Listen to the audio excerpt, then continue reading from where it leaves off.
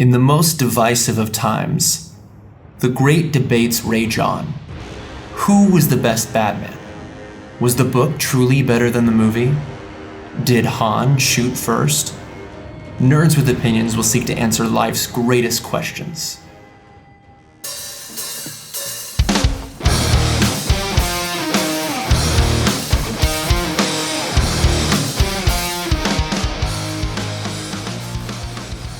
Hello there, fellow nerds. You are listening to Nerds with Opinions, episode number 145. As always, I'm your host, Matt Holben. Today on the podcast, I am joined by returning guest, Tim Harper, and we are talking wrestling. We're talking about Elimination Chamber 2025. It was a fantastic show with maybe one of the most shocking endings, with John Cena turning heel for the first time in 20 years.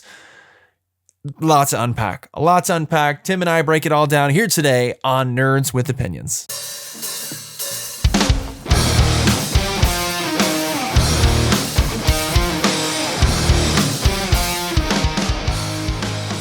I am back with returning guest after a long hiatus, Tim Harper. What's up, man? Not a whole lot, man. How are you doing? I'm doing good. So I believe you had some business you needed to take care of. Something about a funeral service. Oh, yes. I am burying the entire Markout Club besides you right now. Tony. It's time. Tony, Cynthia, Logan. Am I missing anyone? Much like the Undertaker, you're digging holes and taking souls. Yeah, your guys' ass are grass. Yep. How is it that I'm the only one that didn't bail? I don't know, but I'm just glad that you're here, man. It's been a minute. It's good to have you back on the pod. Glad to be back, brother. So lots to talk about, which is wild because this is only a 4-match card, but I think we're going to spend most of our time talking about what happened after the main event. So let's just dive right into it. So instead of going in the order that the matches were, how do you feel about talking about the two non-chamber matches, then the chamber matches, and then what happened at the very end of the show? Oh, I'm totally cool with that. Okay, let's do that because I feel like there's a lot to unpack with both of these chamber matches. So there was a tag team match where Tiffany Stratton and Trish Stratus teamed up to face off against Nia Jax and Candice LeRae. They won by pinfall. This was definitely, largely a way to get a local legend on the show. But I'll tell you what, I was saying this while I was watching this, and I'd be curious to see what you think. In my opinion, I think not only is Trish, in my opinion, I think it's probably her and Charlotte for woman GOAT. But in my opinion, I think that Trish is far and away the best wrestler that isn't of the last 10-15 years.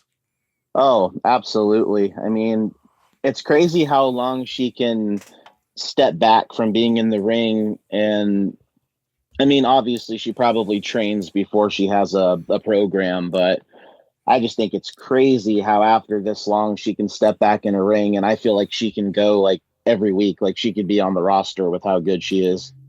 I agree. Yeah. I because there was some really, really great women in her, in her generation. They didn't get a ton of opportunity, but there was some really great women, and there was some really great women in the later generations. But we've seen some legends come back for women's Royal Rumbles and whatnot. And I think she's consistently always really good and has not lost a step. And some of her peers, I think there are some standouts. I feel like Mickie James is still incredible.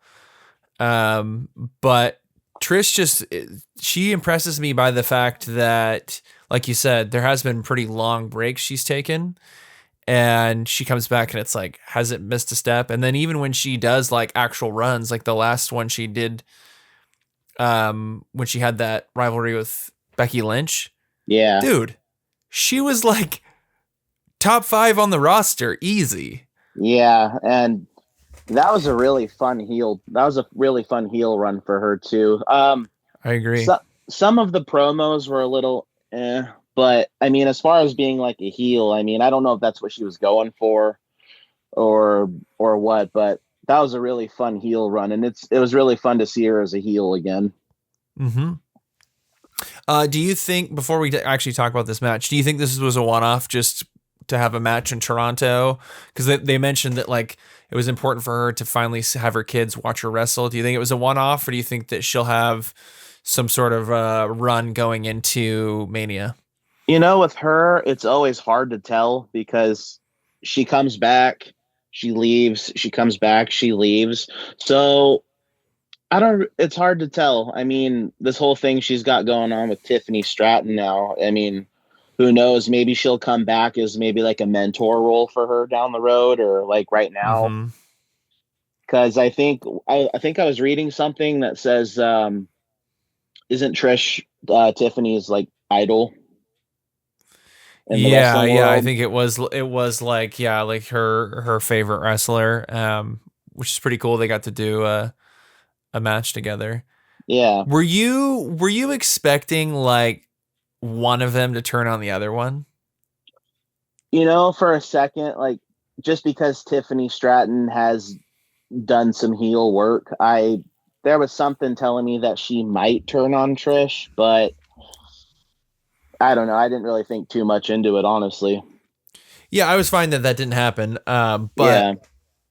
with the fact that like Trish was most recently a heel before just coming back, like you said, Tiffany's been a heel for the majority of her career and just now kind of became a babyface. I was wondering, I'm like, are they really going to play along nicely? I was pleasantly surprised that they did. But okay, so let's talk about this match. So the as much as it was really cool to see, Trish come back, hometown match, I think her and Tiffany are really cut from the same cloth, have really great chemistry together. This felt like it was like kind of a filler match before Mania. Like they're keeping Tiffany and Charlotte apart, and then they're kind of wrapping up the storyline of Tiffany and Nia. Did it feel like that to you? A little bit, yeah. And I think especially since it's going nowhere, I think it's about time to end it, and that kind of felt like a good send off. Yeah. Do you think that this match would have been better served by being a 6-person and adding a third person to Tiffany and Trish and adding Charlotte to Nia and Candice's team? Did it seem like it was a missed opportunity not having Charlotte involved in this match? Yes and no. Yes, it would have been cool because obviously Tiffany's has a program going with Charlotte right now, so it would have made Mm-hmm. sense. And she also had the program with Nia and Candice LeRae. I don't know who the third person could have been. I mean, they could have really used anybody. And then the no, I don't know. I felt like the tag match worked as is. Oh, I did too. I was just curious what you thought because it did seem kind of like, well, I don't know how important this is going to be because it seems like just a stopgap. But Yeah. um, The it thing was the fun. way oh It's a good sorry, way go to get ahead. a legend in it. Yeah, for sure. And also the way I kind of see it is since Charlotte came back, she kind of has like this I'm a mega star like gimmick going now. So it almost feels like to me like Elimination Chamber competing in a tag team match or let alone a tag team match, but a 6-person tag match is kind of like below her at this point, like the way her gimmick is going. Good point. Yeah, I guess that makes sense because it does seem like I wouldn't be surprised, and I think this is fine. I think she's earned the right because how regardless of how people feel about her, she is the absolute best. Of all time. Yeah, but it seems like she's kind of getting the Roman Reigns treatment now in terms of female stars, where I wouldn't be surprised if she works far less dates. We only see her on big pay-per-views. Yeah. I wouldn't be surprised. Honestly, I don't have a problem with that kind of schedule. When it doesn't work for me was like that really long period that Brock was champion. And Yeah. he worked like even less than Roman Reigns did. Like I hated that. Yeah. I hated it. That was awful. Because the one thing that was, I know like there was a little bit of hate on Roman during his last run because of his infrequency showing up, but there was always some sort of storyline going on around him or he was involved with, and they were moving the story forward. The thing that I don't think worked with that kind of part-time thing with Brock was just the title would just be out of the picture for a while, and then he'd come back, and then it would just be gone for. And it's like, dude, at least move a storyline around that. But I wouldn't be surprised if that's kind of what they're doing with her. It seems like maybe they would, especially, as compared to her peers, she's what, like 40 now? 39, 40? Dang, I didn't realize. Let's see. All I was going to say is I wouldn't be surprised if, especially with the fact that she almost ended her career with that last injury, I wouldn't be surprised if if she signed a contract that she doesn't have to work as many dates. And maybe that's a reason too, is maybe obviously she got cleared to wrestle again, but maybe the limited dates and that kind of thing, maybe it's to protect her, like her longevity wise, just because if she goes back into full-time wrestling again, who knows what could happen. Oh, for sure. So she's going to be 39 in April. Okay. So she'll be 39 by the time WrestleMania rolls around. And yeah, which is like for a wrestler, that's like your prime, but she had a bad injury. And so it might be a situation where it's like, hey, she's so valuable. Let's, we're not going to have her be working, SmackDown and, house shows. Like she's going to be more of an attraction. And I think she's earned that, right? Yeah, for sure. So back to this match. What'd you think about it? I thought it was perfectly fun match. Yeah, it was a good match. Like it wasn't like amazing or it wasn't bad. It was just a good match, and solid. It was really cool for Trish to have that for her kids to see her wrestle, and of course being in Toronto. But the thing I took away from it the most was I was really stoked for Candice LeRae finally like getting like a pay-per-view match that wasn't like a kickoff or like looked down. I mean, she was in a match with Trish Stratus and the WWE Women's Champion, and she's so good. I don't think she gets the credit she deserves. I totally agree. It is a little bit of it's a little disappointing though that I agree. Like I was stoked that she was in this match, but then it's like she was kind of just like shoehorned into this storyline anyways, and it feels like somebody backstage realized like, hey, we should do something with her, and so it's one of those where it's like, well, this doesn't make a whole lot of sense, but I can accept this because I want to see more of her. But the other thing that was a little disappointing is I think then it's like, well, after this, hopefully they're going to have something interesting for her because she's probably going to go back to being stuck in mid-card hell. Unless I don't know. For me, it's like, okay, well, they're clearly getting Nia away from the title, which is fine. Like, I think she held it down for a while. Make them a tag team. Yeah, or Like get them in the tag team picture. They have good chemistry, funny enough. That doesn't seem like they yeah, would, but or going back to what you just said, even if she gets pushed back to the mid card, they have the mid card titles now, that's true. That's true. and I could see her as a intercontinental or a U.S. champion, but I don't want Chelsea Green to lose that title for a long time. Well, yeah, and then they're both heels. I think unless maybe Yeah, maybe they move her to like to Raw after the draft, and if Lyra still has that belt, like yeah, that'd be a banger. Her and Lyra, that'd be a good rivalry for sure. yeah. Don't get me wrong, I like Lyra, but man, Dakota got dogged. Yeah, I was kind of expecting her to win. I like Lyra too. I think Dakota will eventually have one of those mid card titles for sure. But Yeah, so I think I started doing this after the last time you were on this show. I do this thing now where we rate each match, and at the end of that, we rate the card as a whole.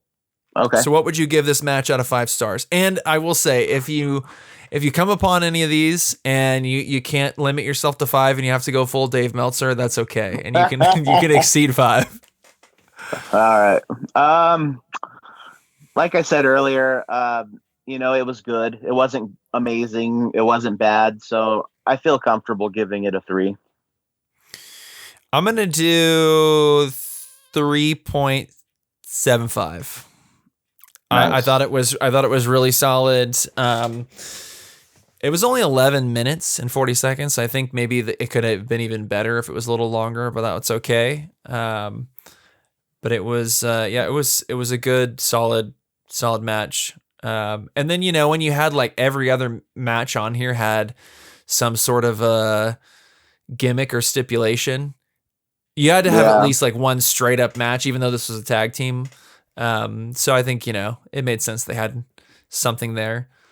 Okay, so in the next non-elimination chamber match, we had the unsanctioned match between Kevin Owens and Sami Zayn. Kevin Owens defeated Sami Zayn by Banger. pinfall.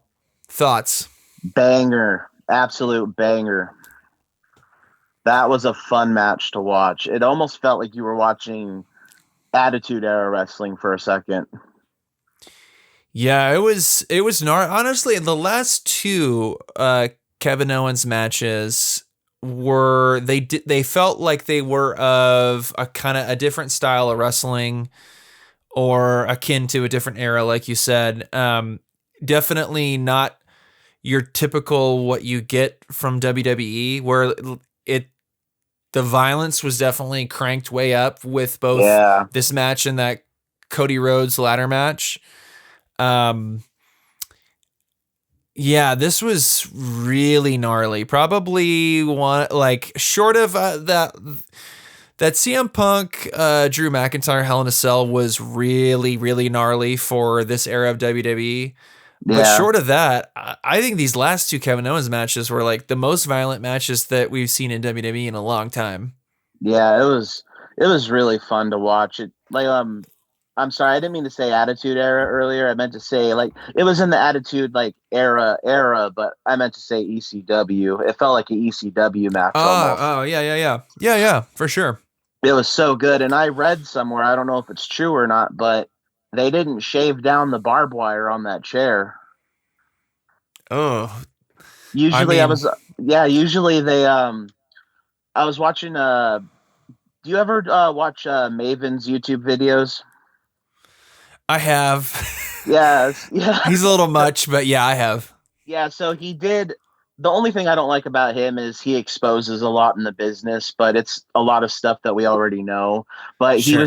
he did an episode just this last week on weapons and are they real or not, and he did one on the barbed wire, and he says that they usually clip the barbed wire so you could still Yep. see the little like pokey, but it's like a half inch or a quarter inch shorter than it usually is, and they like take pliers and fold it. So it's like, yeah, you're still getting hit with barbed wire, but it's not as bad as like It's not quite as untouched sharp. barbed wire. But I was reading something online that said that one of like Kevin Owens or Sami Zayn didn't want shaved barbed wire, and it was actual like legit barbed wire, which made it more. $20, that was Kevin Owens that wanted that. Yeah, and if that's the case, that makes it so much more gnarly. Yeah, I mean, either way, like it definitely, like there was it pierced skin. Like Yeah, we saw the damage of it. Yeah, the bumps were crazy. The violence was really turned up. I expected it to be a gnarly match because I'm sure you've seen some of like the footage from their like Ring of Honor matches where they just yeah, about killed each other. yeah, And they definitely turned back the clock and it kind of brought one of those matches into WWE. It seemed like, yeah, I was really, really impressed with the violence of it. I do wonder though where this is going. yeah, I kind of feel like so after Royal Rumble, and this is they're like, okay, we're doing it again, we're running it back, we're gonna go Kevin Owens and Sami Zayn. I will say I was kind of like, the matches are gonna be great, but it's like, man, we've seen this so many times, yeah, and so like, how are you gonna do it different? I think the one thing that is missing from them is like they've never had a WrestleMania match. yeah. But how do you top this one in terms of violence? I don't know. Like, do you just do a straight up match? I don't think you can. I think you need to do like maybe a Hell in a Cell. Oh, that would be crazy. Because I don't think you can do a ladder because it's like, okay, what are you fighting for? So that doesn't necessarily work. I guess you could do maybe like OG ladder matches where they weren't going for like a contract or a title, but Kevin just had a ladder match, so I feel like that's off the table. What if they brought back 3 stages of hell? So funny you say that. Oh, Funny you say that. That would totally work for this, but I kind of thought about 3 stages of hell for clearly, they're like, there's a decent chance we're going to get some sort of combination of CM Punk, Seth Rollins, Roman Reigns, maybe or all three of them at WrestleMania. And I don't know if it would work as a triple, but let's say something changes and Roman ends up not being involved with that. And then it's like, we're doing the Punk and Seth blood feud because if according to what's going on this week on Raw, it's right now, it's just a Seth and Punk blood feud. So let's say if that was the case, I had thought of like, man, there's so much bad blood there. Like maybe a 3 stages of hell is what they need.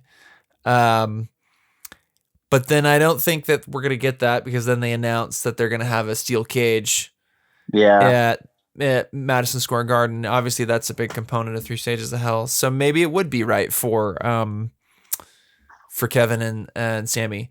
The last time we saw that was Adam Cole and Kyle O'Reilly, right? In Black and Gold NXT, right? I completely forgot about that. I thought they haven't had one since Austin and Triple H. I completely forgot about that.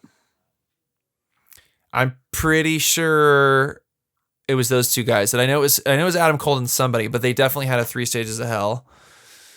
Yeah, honestly, it doesn't get used much. I mean, which makes sense. It's probably logistically a nightmare because you have to set up a steel cage, a regular match, and then some.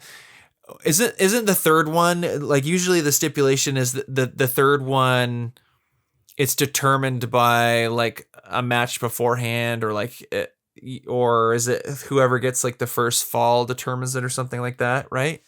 I think so. Yeah, I can't quite remember. The third match is always different, right? If I remember correctly, yeah. Because Triple H and Austin was like a straight up match, a steel cage, and what was the other one that they had? It was a street fight, wasn't it? Yes, I think you're right. Yeah. Either way, cool concept. It's just got to probably also be a nightmare to like set up those matches in terms of like calling it and coming up with spots. because you're basically like it's even worse than probably like a 2 out of 3 falls, because it's not just like, oh, we're doing 2 out of 3 falls, but it's all normal matches. It's like we have to come up with like a different match type for 3 times. Yeah, for sure. But Kevin Owens and Sami Zayn, they have such good chemistry though. Like they could do that probably in their sleep. You know what also would be a fun one, since it seems like blading is back in WWE. Maybe a first blood match. Oh, I wouldn't be mad about that. I also wouldn't be mad about just some sort of violent match that has color in it. But yeah, that would be cool. That would be cool. Montreal street fight. Because correct me if I'm wrong, they've had some sort of like last man standing already before, right? Yeah, I believe so. I think they had to have. Out of the 1,000 matches they've had. Yeah, but I know for a fact they haven't had a Hell in a Cell. There's no way they've had a 3 stages of Hell, like you said, because they hardly have those, just period. Yeah. So I feel like it's got to be some sort of a match that we rarely see, that's like only reserved for, the gnarliest stuff. And in my opinion, I like that they're kind of trying to push at least Hell in a Cell as to being like a special thing that's just for blood feuds, and not like, oh, it's a branded pay-per-view, which is, I hated that. So I don't know. I think there's a lot of get this. What if they have like, I don't know if it needs to be like soon or later down the road, but maybe they just need to have like one last send-off match, and that's the last time they like face each other for quite a while at least. But I don't know if you believe it's just like in Undertaker's wheelhouse, but what about like a buried alive match? Ooh. I don't necessarily think that or a coffin match needs to be dependent on Undertaker, because we've seen both those matches work in AEW. Obviously they've done it more around Darby Allin, and I get his whole like I'm half dead kind of thing gimmick. I think you can make it work without the Undertaker. That being said, I do think it works better with a more supernaturally based character. That's why, like, it worked with like Bray Wyatt got involved. But I think those guys could make do. If they're gonna go in that realm, I think they would sooner do like an ambulance match. Yeah. What do you feel about an ambulance match? Do you like those? I've never been a fan of them, honestly. They're all right, like, but I don't know. To me, it's a strange gimmick match that doesn't usually like get me super like jacked. Yeah. Whereas like you announce a Hell in a Cell with like a blood feud, you announce a steel cage. Yeah, you're pumped. Yeah, but I don't know. What about a dog collar match? Oh, they just whip the shit out of each other, like with the chain and everything. Because they have strap matches in WWE, but like, when's the last dude? I don't know. When's the last time they had a dog collar match in WWE? Man, probably not since like the 80s, and I don't even know if there is like. That was more of like a Southern Territories thing, and then like in the 90s, probably like ECW. Yeah, that was like a Dusty Rhodes thing, right? Or was that no? That was Texas strap match, wasn't it? It's the bull rope match. The bull rope match. That's right. Yeah, and so I think like the only modern like versions of the dog collar match have been in AEW. Yeah. I don't know, just throwing stuff at the wall. But so this match, back to it, was beautiful violence, but I think that there's still some meat left on the bone in terms of this rivalry. Right. But I think like I agree with you. It needs to have some finality to it. In my opinion, have the blow off match. Well, okay. I was gonna say have the blow off match at WrestleMania, but maybe take it through Backlash. Ooh. Yeah, that I don't could know. work. Maybe do Mania, then take it to Backlash, but it needs to end somewhere around there, I think. Yeah.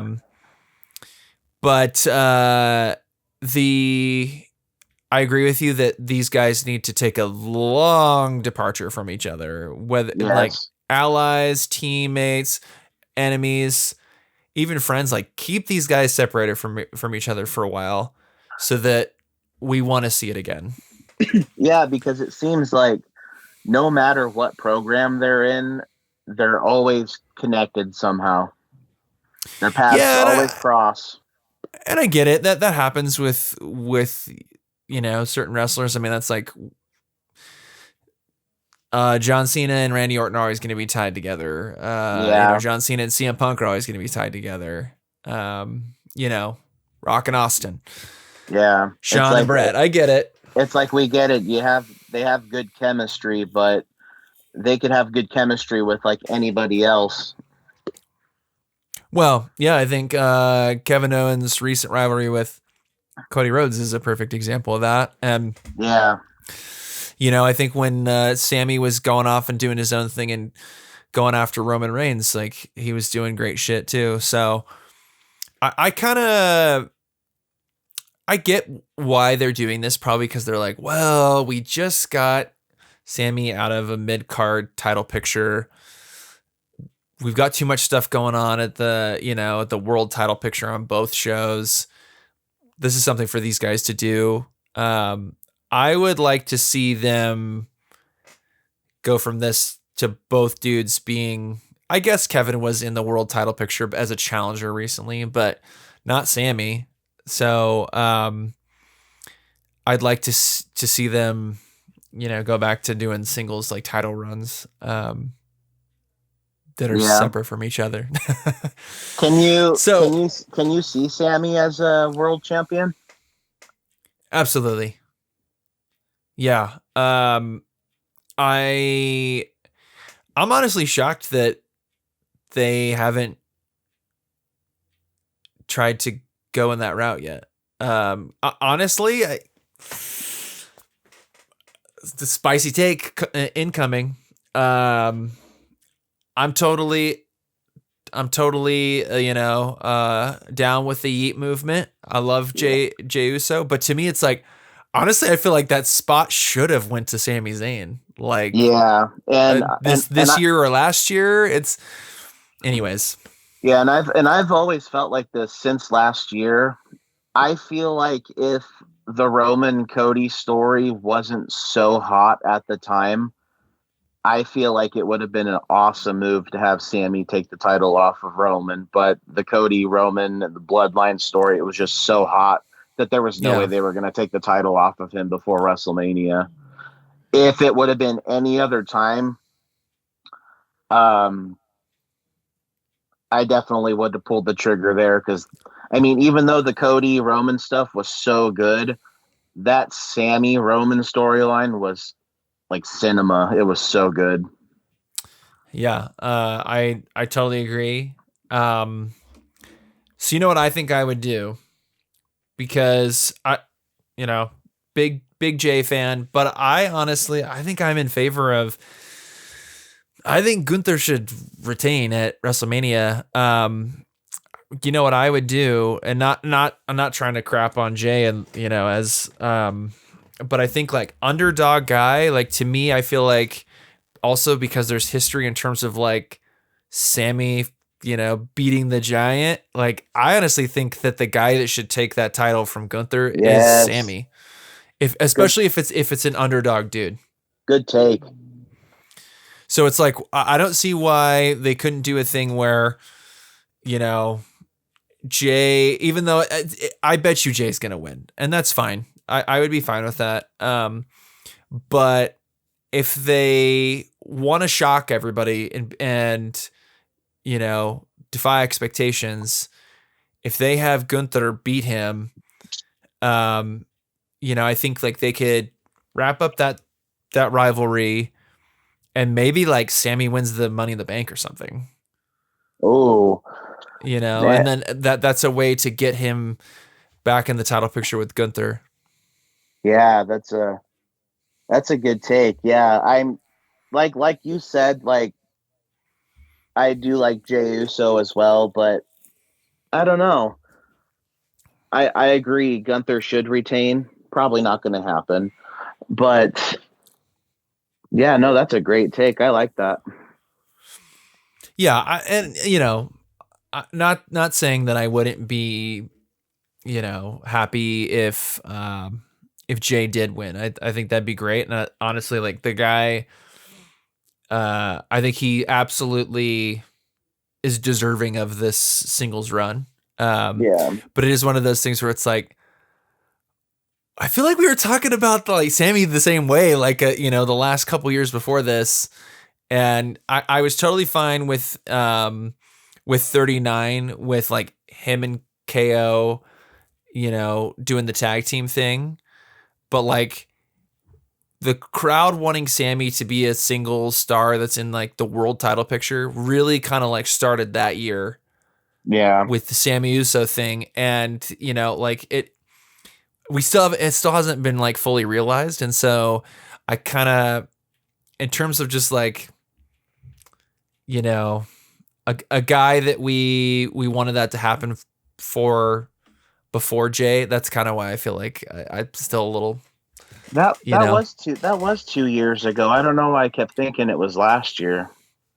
I totally forgot that was two Well, years so ago. last year he was in a rivalry with Gunther for Yeah, a lot of it, and that's they right. definitely they they they played it up where it's like, okay, is he gonna get it done? And he never beat him. So, but yeah, I don't know if they're clearly there's a lot of young fan support, particularly behind Jey Uso. So if they feel like, hey, this is the time to have a smaller underdog guy beat Gunther, I'd be fine with that. But I still want Sami Zayn getting in that world title picture. I think that's a good spot for him. Oh, for sure. I didn't even think about him winning Money in the Bank. That's the move right there. Yeah, I'd like to see it, and I think that's a good, because he's so good as a heel or a baby face that really, I mean, you could kind of determine like he could use that case to kind of just determine like what kind of run he's gonna have. If he does it in a dastardly way, it's like, okay, he's a heel. If he's cashes in on a heel or does the whole I'm calling my shot thing, it's like, okay, easy, that's a babyface move. Um, so there's he's a lot more of a versatile guy in terms of winning the Money in the Bank than some of the other dudes. But let's rate this match. How do you feel about it? Um, I'd go 4.5. Ooh, tough customer. I'm going full 5 stars, dude. I thought it was amazing. Let's talk about this women's elimination chamber. Bianca Belair defeated Alexa Bliss, Bayley, Liv Morgan, Naomi, and Roxanne Perez. I'm going to quickly go over the eliminations here. So Naomi, of course, was eliminated because she was unable to compete. I want to loop back to that, and because we need to talk about that, and then also her elimination. Bayley was eliminated next by Liv Morgan. Roxanne Perez was eliminated next by Alexa Bliss. Alexa Bliss was eliminated by Liv Morgan, and Liv Morgan was beaten by Bianca Belair. Okay, so few questions before we kind of go through the course of this match. Who were you rooting for coming into this? Like, who did you really think was gonna win coming into this? Oh man, it's hard to say. I kind of had an idea that Bianca was going to win. There was something telling me that Bailey might win. I honestly knew they weren't going to go with Roxanne or Naomi, or I don't know. I even thought maybe Liv would have won, but she's got her Roxanne whole was thing. definitely there, I feel like, as this is the trial run for you moving up to the main roster. Yeah, for sure. And so I was fine with her being in there. I like, because they've they've seemed to take in that strategy with NXT call ups sometimes, where they're like, oh, you're gonna get this kind of like you're on both shows run for a little bit before you move up permanently to the main roster. I think it's kind of like the last test to like make sure like, okay, you're ready, that kind of Yeah. thing. I think that's the only reason she was in that match. But And I definitely feel like she's proven herself. oh yeah, she's gonna be great. I Yeah. think she's, and dude, there's so much upside on her. She's so young. She's gonna be incredible in 10 years. Oh, yeah. Yeah, so I kind of, I'll be honest, I really, just due to being a current tag champion, or at the time, or excuse me, having just recently been a tag champion. Sorry, not at the time. Um, and then the kind of like unresolved stuff with Jade. I Yeah. didn't expect Naomi or Bianca to win. I thought this was like probably Liv's to win, and I thought, okay, they're gonna continue that story with her and Rhea. Because it's kind of been, I would say, in terms of the women, the rivalry of last year was those two. And so I thought maybe they're gonna do that.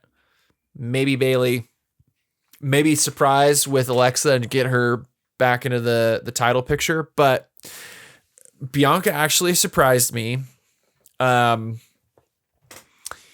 It I'm going to be honest, I really like how things are shaking out now, though, because there's a lot of history with I mean, okay. Do you think it's going to be a triple threat now? Guess I should ask you that after what You, happened on Raw. you think Rhea might get thrown back into it? I think so. I think it's got all the makings of it. There's a lot of history with all those three gals individually and with each other. They were all kind of in the same class of NXT, came up to the main roster at the same time. They're kind of all the top gals of their era. Yeah. And so, I think like the old guard is like Bailey, Charlotte, Becky.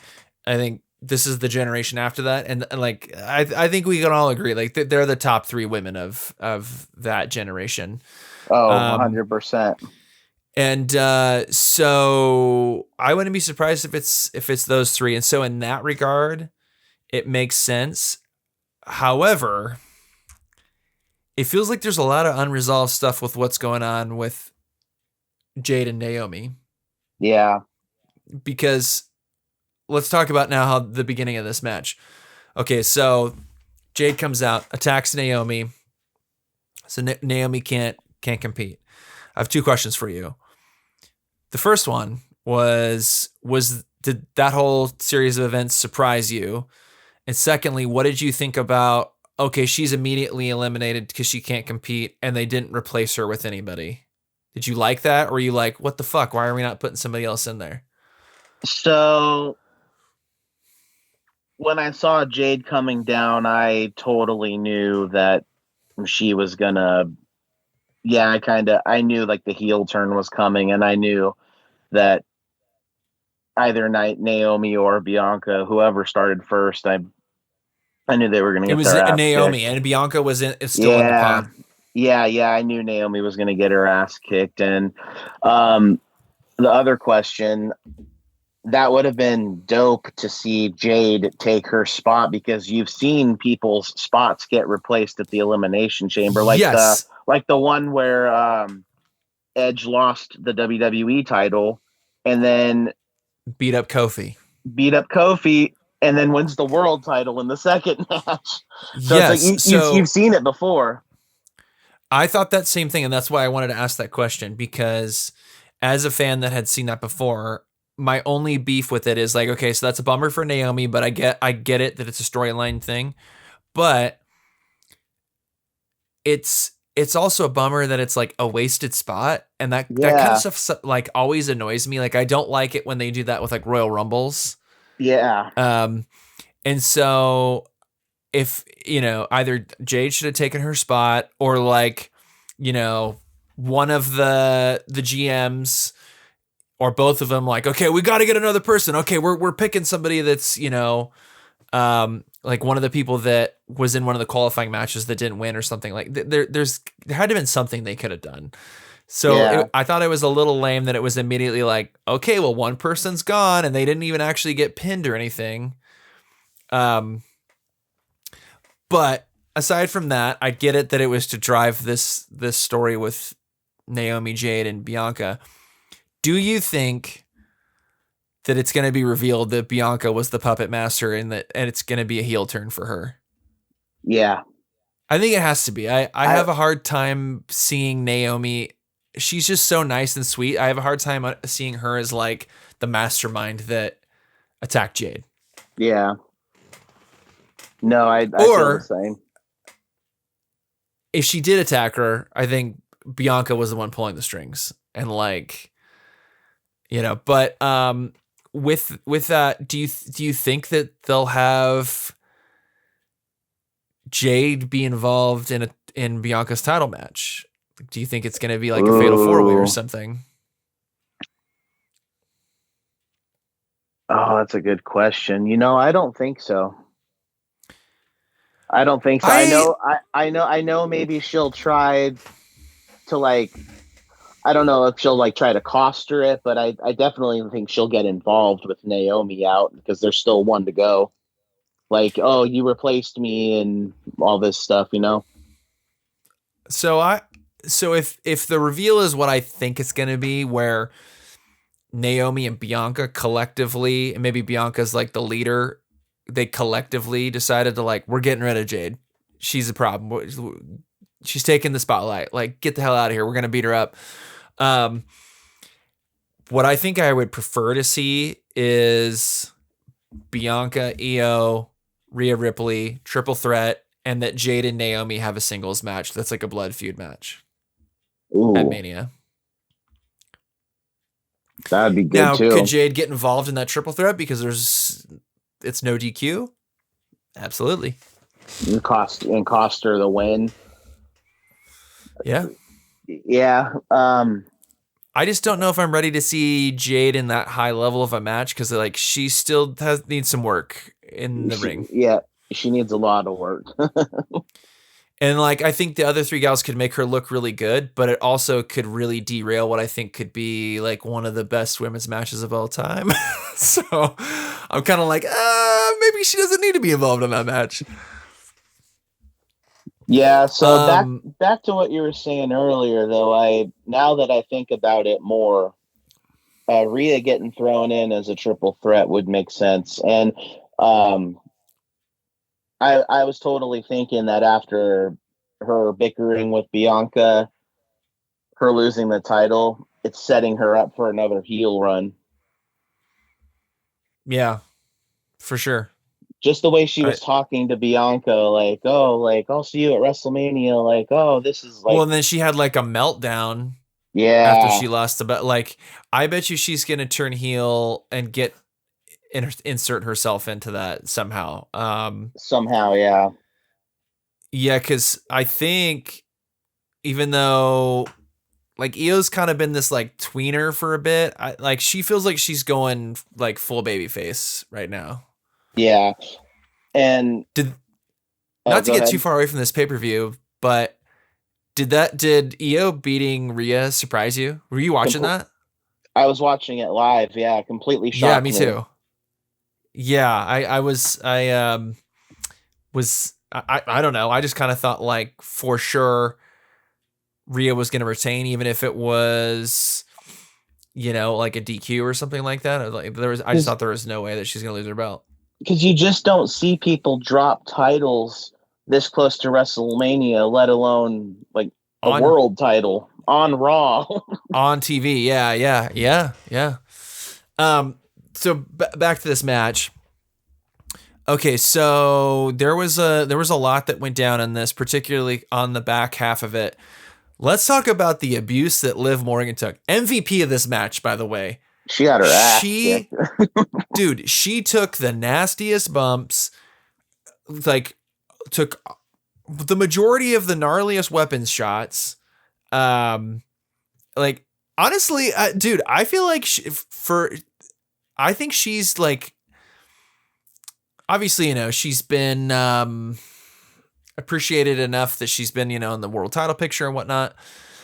But I don't think she gets enough credit for, like, honestly, in my opinion, being like the MVP and holding it down in terms of putting on like really killer matches Yeah. and just taking crazy bumps and stuff over the last like year.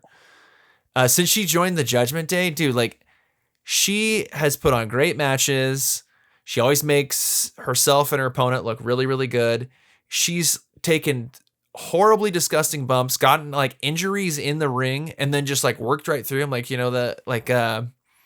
a few weeks back on Raw where she split her eyebrow open and like it was nothing, just kept going. And it's like, Yeah. that girl is fucking tough, dude. Yeah.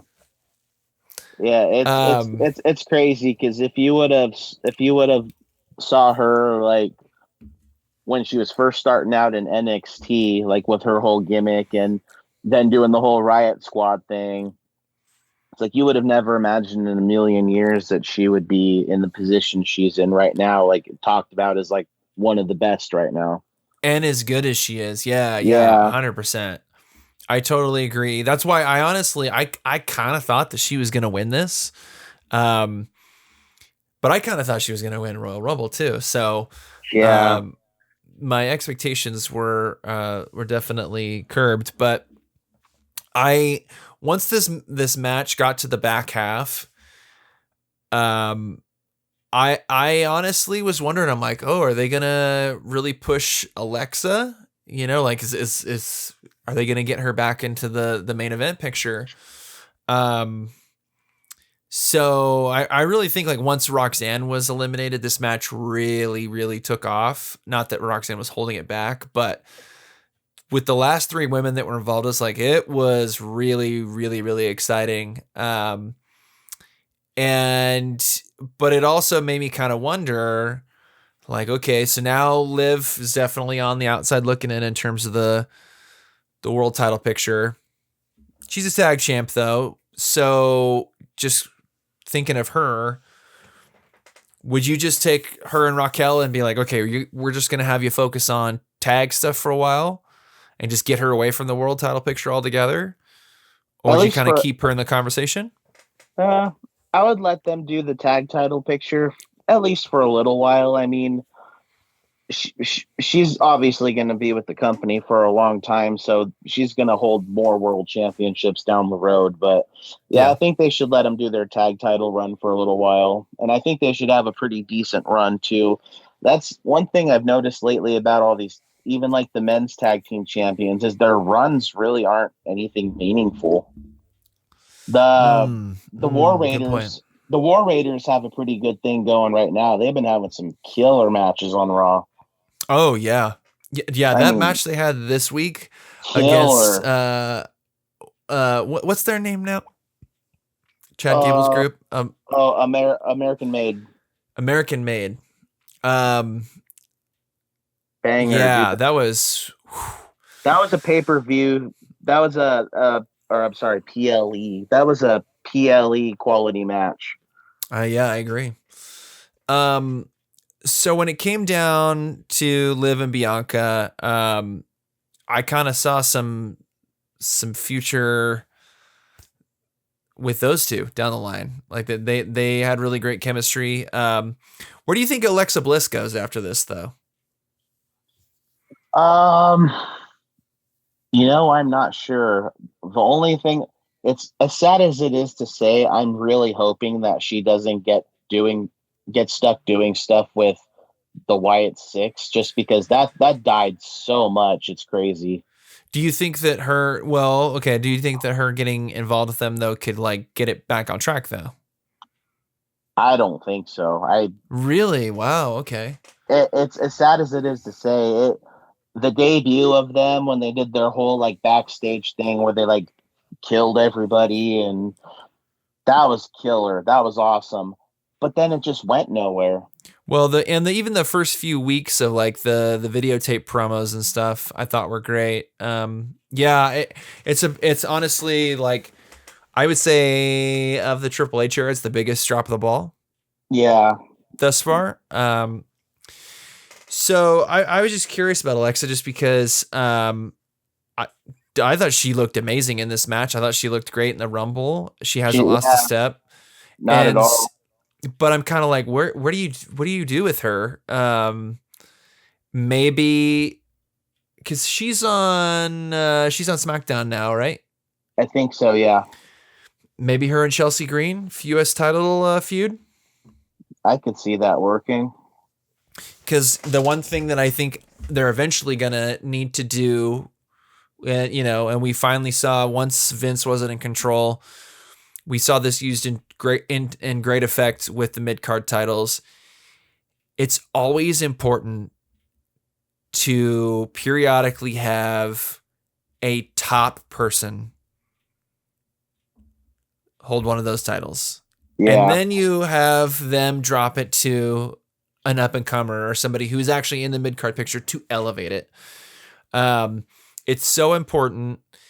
And and then you have those mid card people that are on the younger end elevate the title by putting on really great matches. That's the winning formula. So I do think that now that there is those women's mid card titles, that there is room to elevate those by then having an Alexa Bliss, a Bailey, somebody like that is not doing anything else, have a run with them, and then put over a younger talent. So I don't know, maybe something like that. But I also wouldn't. I don't know if I totally follow you with Alexa staying away from Wyatt Six, because I kind of want that to work. And Do she's you still. think you think she could be the revival basically? I think maybe they could use her setting up with them as a launching pad to get it back on track. But I don't know. I might be wrong. It just seems like it was like it's such a great idea, and it's like it was just not followed through. Yeah, not at all. But I don't know. Maybe she is what they need to kind of get it back on track. I mean, they could do some cool stuff with it.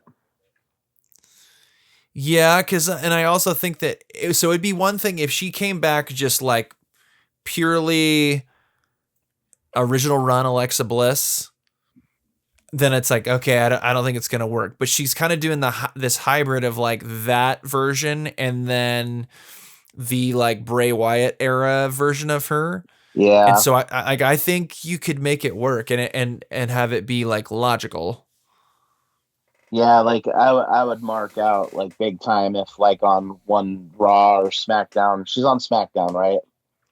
Yeah, and they're on that show now too. And I would go crazy like if they're in the middle of something and you just see like the like the screen like going in and out. And what if she brought back like either the Firefly Funhouse or like her own version of it? Yeah, And well, because remember when she was doing those like that like interview segment where she'd like sit down on like the playground and she would yeah, like interview people and do promos and stuff. Like I feel like she could totally do that, and she did so good with that character. yeah, she did. Anyways, we're getting out into the weeds. So with this women's chamber match, Bianca going to WrestleMania, a lot of unanswered questions with Jade and Naomi currently. What did you think? You think, were you happy with this match? Were you happy with the outcome? You know, I thought the match was killer.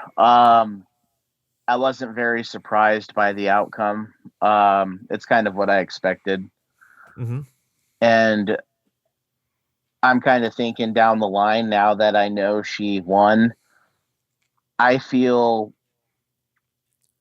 what if she wins the title at WrestleMania? I just don't know if Jade's ready, but what if it sets up like a feud with her and Jade for the title? Mm-hmm. Well, Jade's been gone for a while too. I know, like she was nursing some injuries, but I would assume that she's also been training. Yeah. So I don't know. I mean, like, so during this run when she was tagging with Bianca, there were some moments of brilliance, but then there was like she looked really great when she debuted at WrestleMania and whatnot. And then there was some really good matches, but there were some stinkers too, where it was like, Oh dude, her yeah. timing and like her clearly like her ring communication and whatnot is not it needs work. But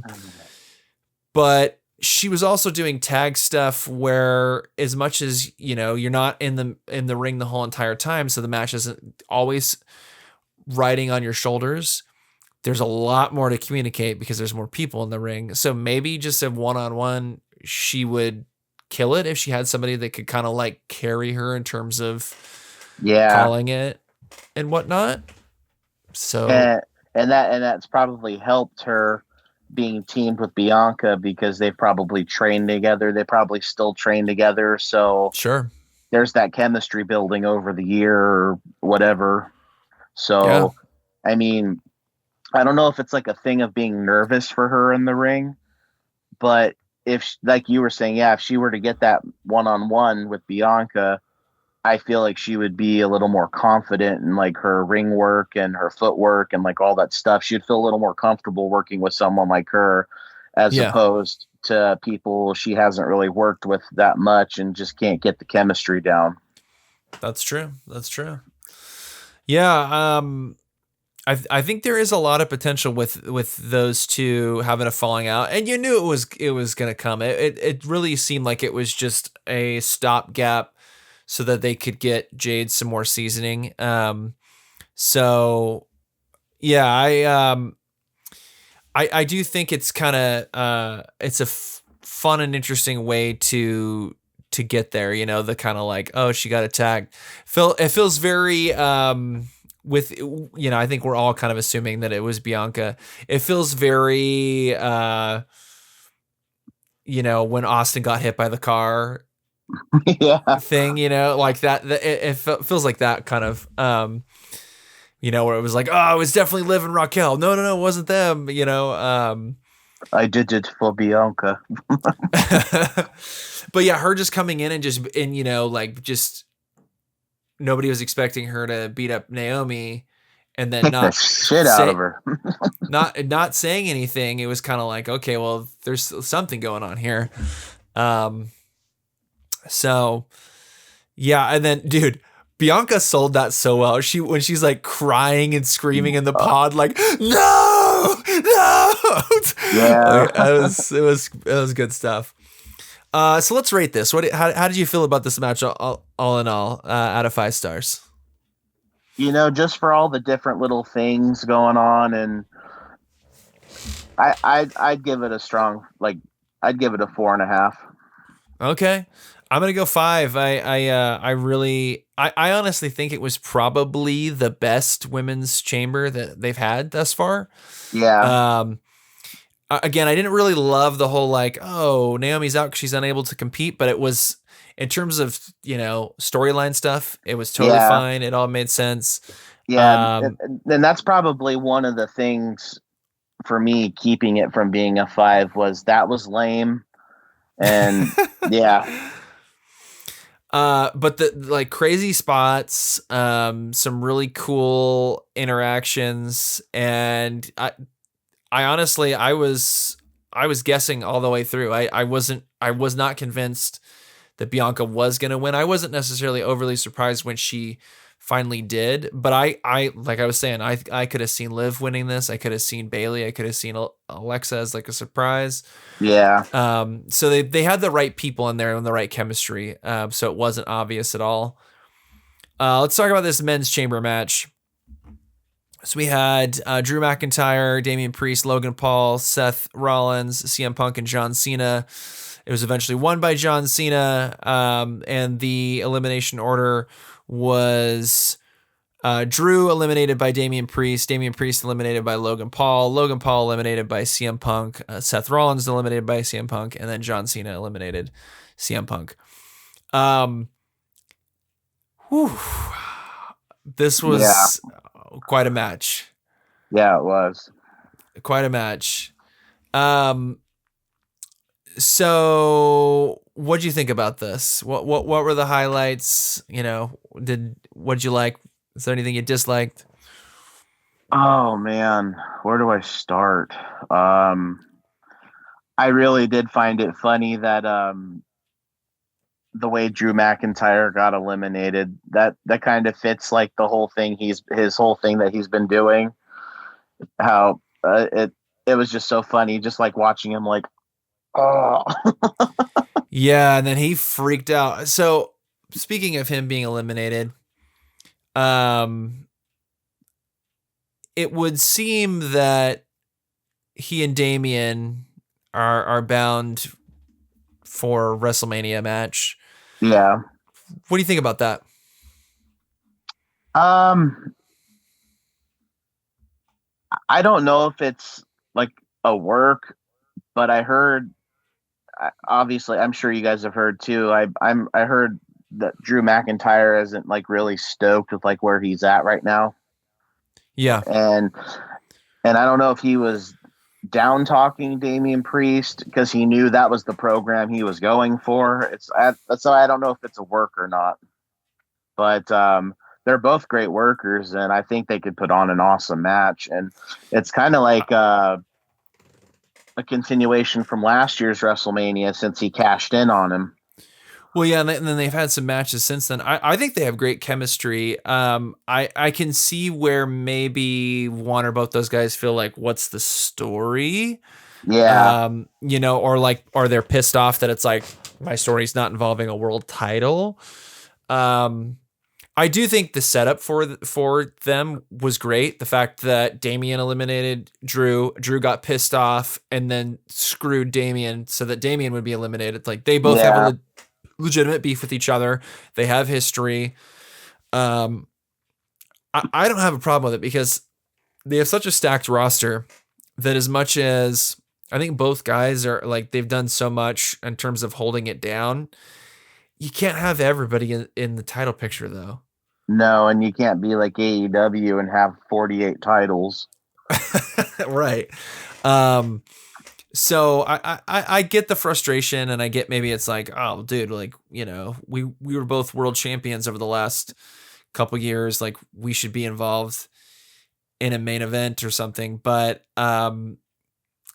I don't know. You have to get some fresh blood in there. And then it's one of those things where it's like, what is going to be the WWE title match is like generational. And so it's Yeah, like no disrespect to Drew or Damian, but it's like, dude, it's, there's next year. But I think these guys could put on a great match. So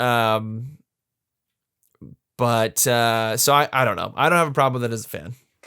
yeah, and going to the world titles that they have right now. I don't know if you agree or disagree with me, but I kind of feel like the world championship, it's kind of a lot below the WWE championship because of the caliber of people in the last like 4 to 5 years that have held the WWE championship. And then I'm not saying that the caliber of people that have held the world championship aren't like on the same level, but you kind of get what I mean? No, so I no, I totally agree with you. I think it's in the same position that the world heavyweight title was in the last time it was in WWE, where Yeah.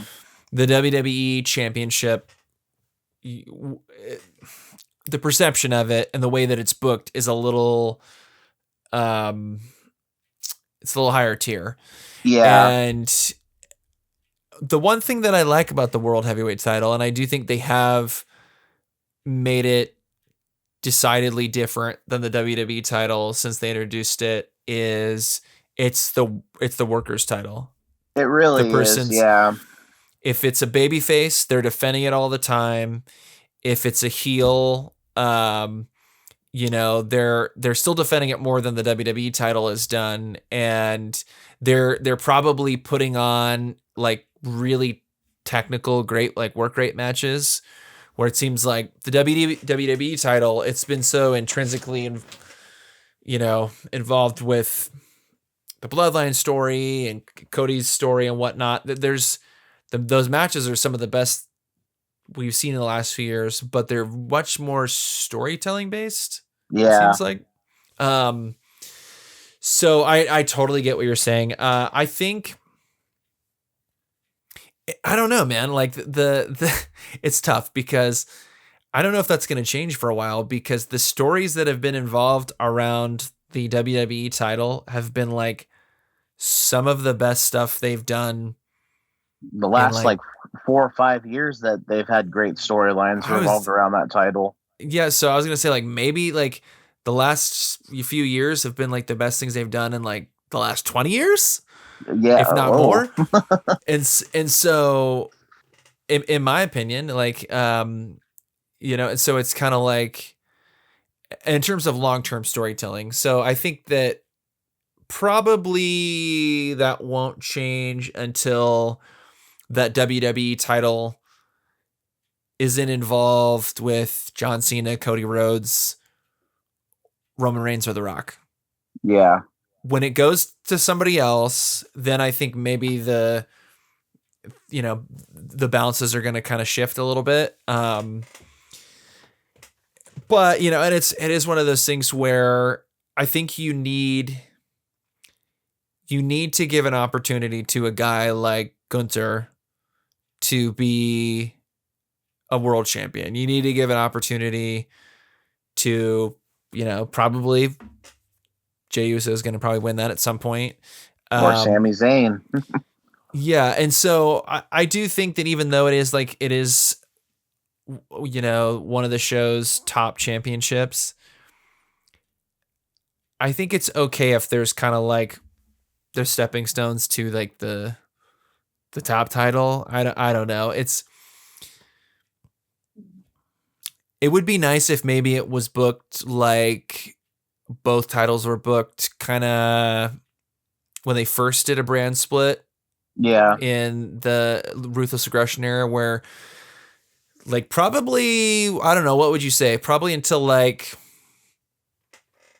08, 09. Like Yeah. both those titles were held in a regard where it was like they were just as important equally, Oh I yeah. thought. The names holding that world title. I mean, Undertaker, Batista, Triple H, Shawn Michaels. I mean, Shit, dude, when Triple H first had that title, it yeah, felt more important than the WWE title, to be honest. yeah, that whatever that like 3 4 years, just all those huge names held it. But yeah, no, I Yeah. totally agree when Ric Flair presented the title to Triple H and proclaimed himself the first world champion in WWE. Yeah. And no, yeah, it was a huge title then. So I think once you shift around some storylines, I think he can get there. The other thing also, I think that world title is, other than Seth, it's been well, I guess Drew had it for like 5 seconds. Yeah. It has thus far since it's been introduced, and I think this isn't a bad move. It has been kind of the stepping stone for guys coming up from the mid card to main event. Much like I was saying about these mid card titles, I do think that whenever they decide to have a CM Punk win that title or a Randy Orton, somebody like that, it's gonna elevate that title. Oh yeah, and it's coming. It'll come, at some point. Oh man, I just thought about some fun fantasy booking for the future. Sorry to go back, but going back to Say Sami Zayn wins Money in the Bank, Yeah. cashes in, wins the title. How fun would it be to see him in a program with Finn Balor? Oof. Because Finn Balor, Oof. I feel he needs another title run soon. Yeah, I think he needs a shot in the arm. They've teased so much like dissent in the Judgment Day. And it Yeah, feels like that group's gonna implode, or he's gonna go off and do his own thing at some point, right? Like, yeah. or sacrifice the group for an opportunity or something. But yeah, I agree with you. He needs something real bad. He needs a revival big time. Um, yeah, I totally agree with you. So back to this match. Yeah. So as much as I hate the guy, of course, Logan Paul really showed up and showed out in this match. I was so concerned he was going to win, by the way. Like, there was a few moments where it was like, are they going to have this fucking guy win? Like I honestly, I was concerned because I thought, they could be going off of like, he's got a huge following, he's an influencer, he's a celebrity. I wouldn't have necessarily been super surprised. I'm glad that they didn't. Yeah. But he definitely always shows up in every one of his matches. I got to give him that. And I'm sure that it's not if, it's when he's eventually in the world title picture, probably. Much as I'm not a fan of that, but Yeah. It's ugh. But the thing about him, people hating him so much, me included, is he's doing his job. He knows people hate him, and it's like the Miz when the Miz first started. He knew that people hated what he did, so he did it, but 10 times worse to get you to hate him more. Oh yeah, he's a great heel for sure. I completely, he's doing what he's doing what he's supposed to do. And he's a natural born heel because like he's an asshole. He's a douche in real life, yeah. Yeah. Yeah, so it's like it's not a leap for him to Yeah. turn that on. And like the dude, like why he's a great heel is because like he doesn't even question it. He likes being hated. He just is like, he's a born heel. He turns it on and leans into it, which is what you got to do. So the CM Punk and John Cena interactions in this match. Yeah. How hyped did that get you? Oh man, I felt like I was a kid again, almost like just Buddy, watching they it. still have amazing chemistry. Oh my god, they never lost it. Yeah, And I was really, really impressed with just how smooth they work together still. yeah, because those two used to put on banger matches back in the day, so that was really fun to let, especially since they had a little bit of time. I mean, I know they didn't have much time after Rollins got eliminated, but it was still fun to see them kind of going one-on-one again. Well, and them like, all the kickouts, them, reversing each other's moves. Like, oh man, It was good. It was real good. What did you think about Seth's elimination and him screwing over CM Punk? I thought it was great storytelling. Same. That was one of my favorite parts of the match was him curb stomping him and Cena setting up the STFU, and he's like, "I'm sorry," and you just hear Seth die. Dude, I know. I was laughing about that. Oh, so now, so knowing funny. what we know now, but before it happened, what did you think about Cena uncharacteristically jumping on, like, kind of, being very opportunistic, and jumping on somebody, that was cheap shotted? So a lot of people would say, like, since he did turn heel, a lot of people would say that, oh, you know what? I saw it from the moment he did that. and I didn't see that. The way I saw it was he knew this was his last chance at 17, and he was willing to do anything he could to get it, even if it meant taking the easy road. But that's why it's such good ring psychology, because that's how I Yeah, took it. But then once they did what they did after this match, yeah, which we'll transition into that, the to me it's like that was such a like a just a beautifully subtle moment of like, this is your foreshadowing. We're gonna give you one last little tease, and before we fully go into this, because it was uncharacteristic of Cena. Because yeah, if that was Cena 10 years ago, he would have been like, probably, shocked, like put his hands on his head, like, what are you doing? Like, and not wanting to win like that. yeah. He would have, because it was, so this was not a white meat babyface move. No, he didn't think So twice. upon this finish, or actually before this match even started, who did you think was going to win? Did you think John Cena was going to win? Yeah, the whole time. Really? But I didn't think it was going to be the way he did. I I thought it was going to be clean. It was going to be a back and forth with. I knew it was going to be a back and forth with either him and Punk or him and Rollins. Um, him and Punk made more sense being the last two just because of the history of them, and Yeah. but yeah, I had no idea that it was going to go down the way it did, and it fits perfectly into the storyline though, and it sets up Punk and Rollins. So, agreed. Yeah, it all played out the way it needed to play out. I was not convinced that Cena would win due to, I don't, did you listen to the last episode that I did on the Royal Rumble? No, I have not. So, Logan and I did some fantasy booking on there. Like, my fantasy booking is completely thrown out the fucking window now because because of everything that happened at this pay-per-view.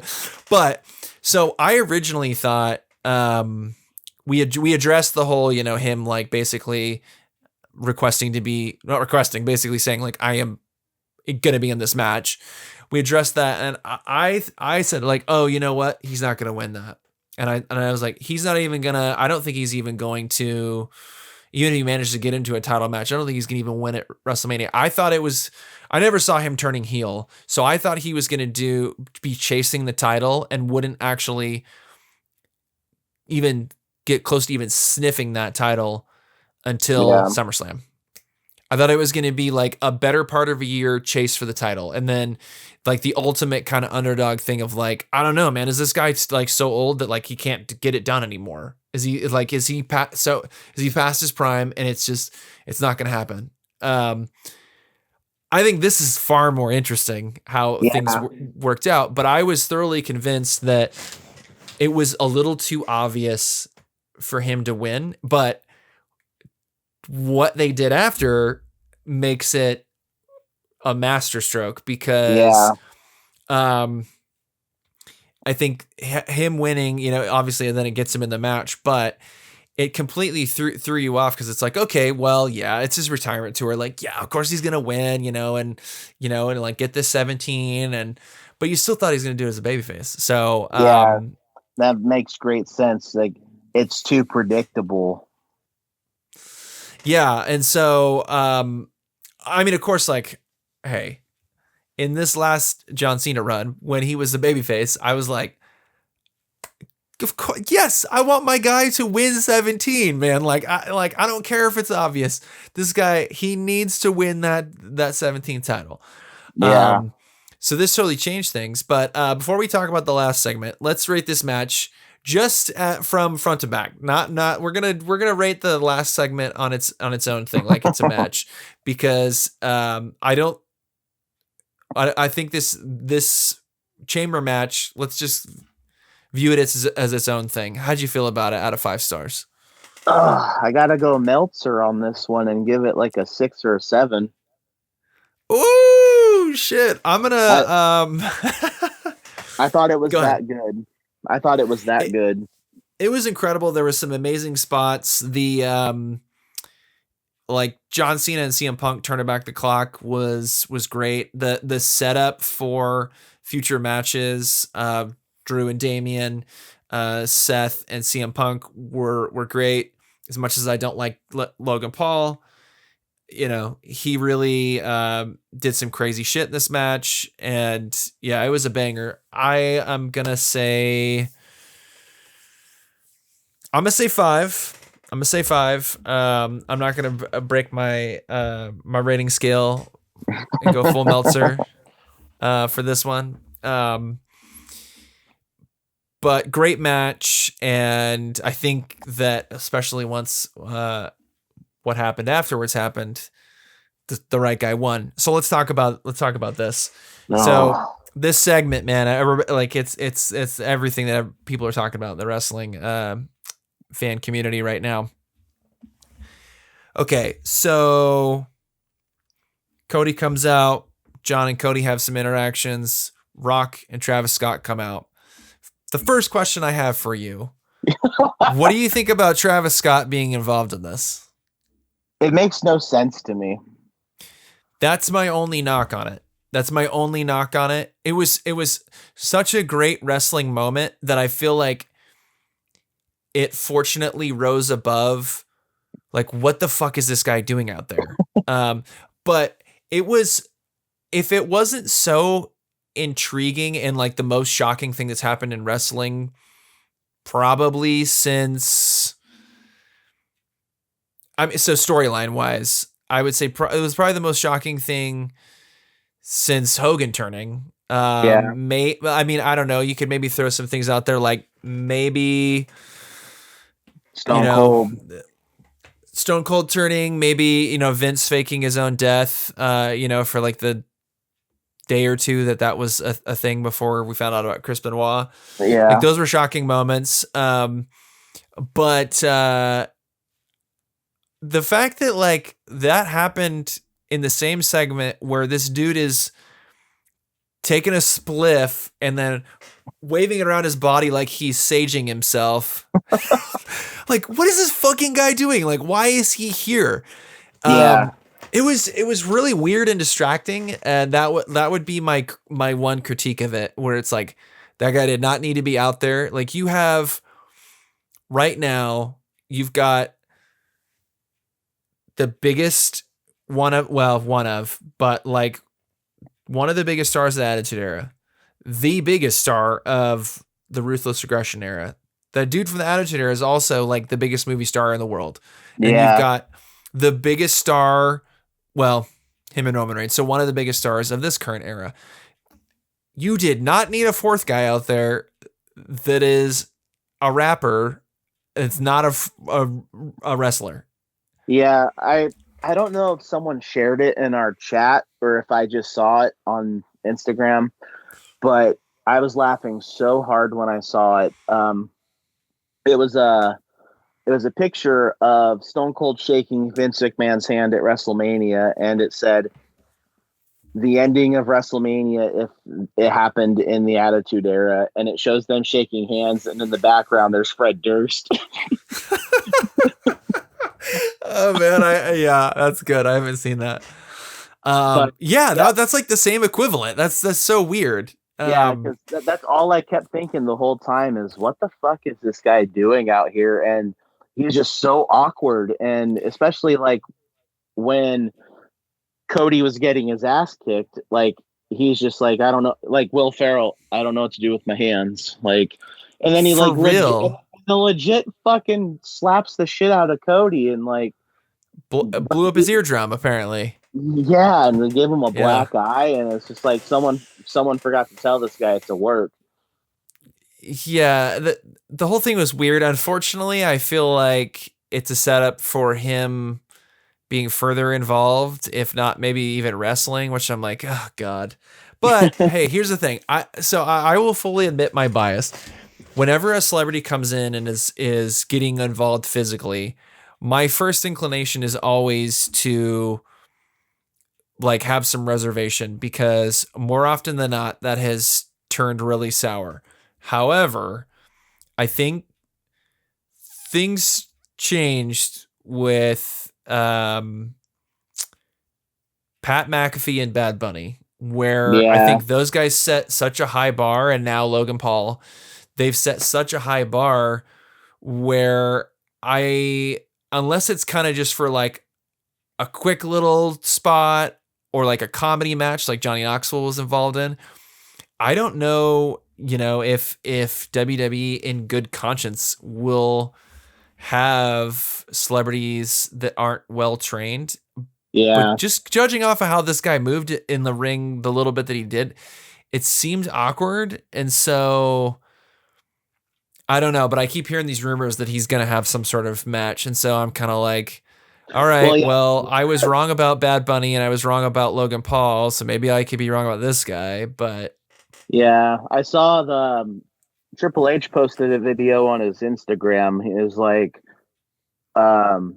there's no one like Travis Scott or something, and it's like them coming into the gorilla like after the whole thing happened, and I saw that. Yeah. Travis Scott's all hype, and he's just like, man, I'm gonna build a wrestling ring in like all the cribs, and he's like pumped, like it was like crazy energy for him, and like he seemed like, I know it was like hype in the moment just because like you're in front of Sure. like however many tens of thousands of fans, so obviously you're pumped, but it's like Right.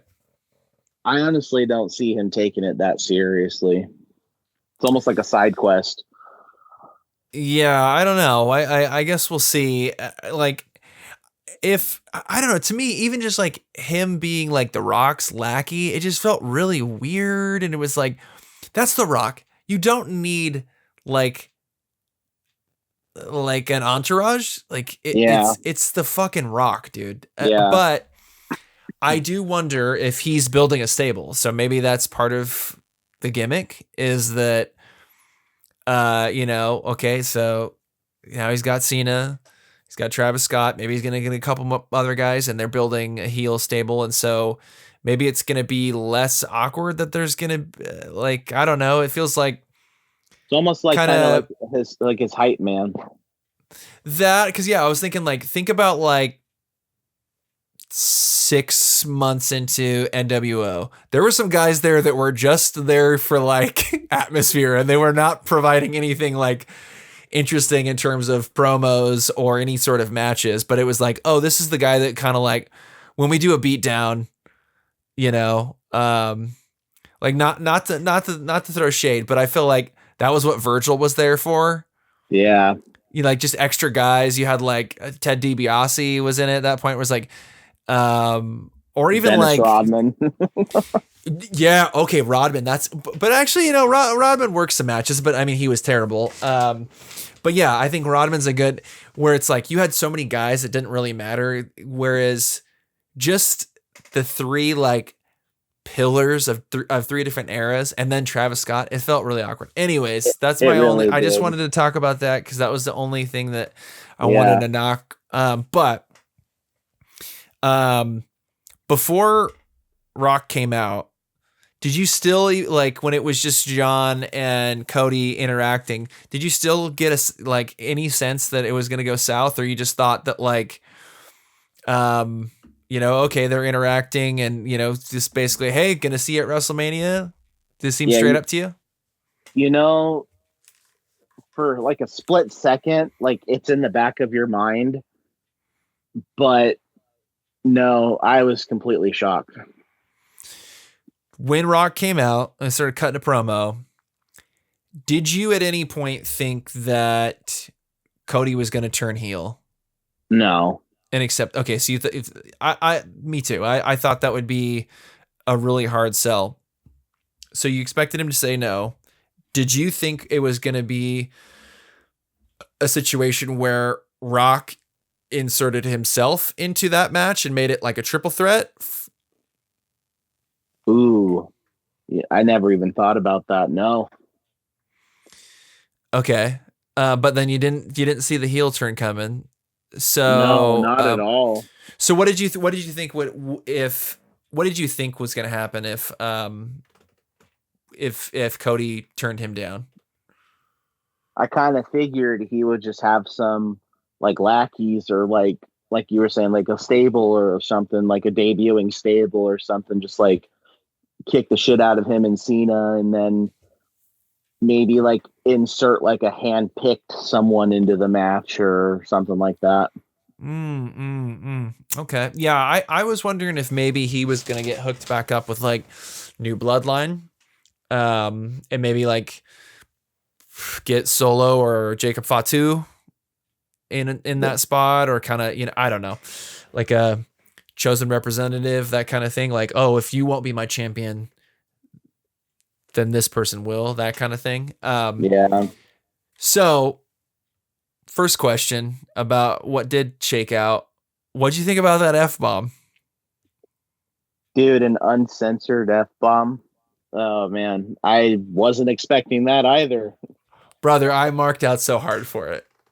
It was awesome. Like it fit really well, but I'll always think of Christian Oh yeah. telling Cope to go fuck himself. Yeah. I think it had a lot of gravity, just because, even though WWE's kind of, they're letting some curse words go more these days, particularly on the PLEs and on Netflix, because they can get away with it. Yeah. It was like, that was still just really shocking, because they had some F-bombs over the years, particularly like in the Attitude Era, and then they like leave it out or whatever, but it was obvious somebody said fuck or whatever. But having your number one babyface say that in this era, like, it hit, because I don't think anybody expected him to say that. No, not particularly at all. not bleep it. Yeah. I loved it. I did too. That was crazy. Yeah, I had goosebumps. I was like, "Oh, here we freaking go." And I think it really worked that Cena like was playing the gimmick of like, "Yeah, you tell him," that kind of, Yeah, exactly. That's why I had no idea he was. This just motherfucker was swerving us till the very last minute.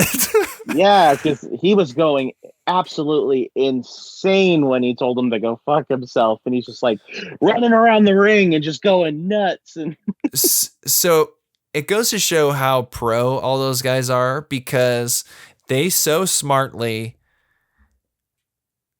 Rock and Cena in particular, because obviously they were going to be initiating, the heel turn.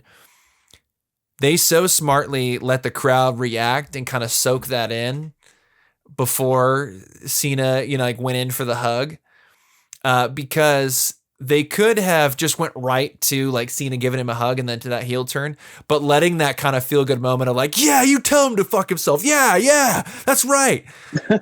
Like, and then to do the heel turn, just like, it felt like I got kicked in the emotional nuts when Cody got kicked in like the actual nuts. So let's talk about this heel turn. Goes in for the hug. Absolute masterclass in terms of camera angles, and whoever was running the truck that night, they knew what the fuck they were doing. That tight shot of just Cena's face just going completely like dark side, and then cutting back to Rock doing the slash of the throat. What'd you think? Did you mark out at that moment? Were you? I was like, holy shit, it's happening.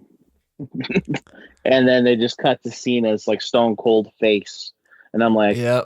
I'm like, holy shit, no fucking way. So were you legitimately shocked? Yeah, I did not see it coming whatsoever. And when it happened, it was, yeah. So same. They totally got me, because I just thought it was never going to happen. And particularly like, guy calls his shot, like, I'm retiring at the end of this year. It's like, they're never going to do that. Like, he's going to go out, as a top baby face, and it honestly, it goes to show that like, there's some the balls on Triple H to make this move now. And honestly, that heel turn probably hits more because of the fact that it never got done before. Yeah, he's learning from Vince's mistakes, because Yes. Hogan wanted to go heel, and Vince said no, like no one would ever buy it. Goes to WCW, turns heel. It's the biggest thing in the world. Well, and even when he comes back after WCW dies, he comes back as a heel, but then they have to turn him back babyface.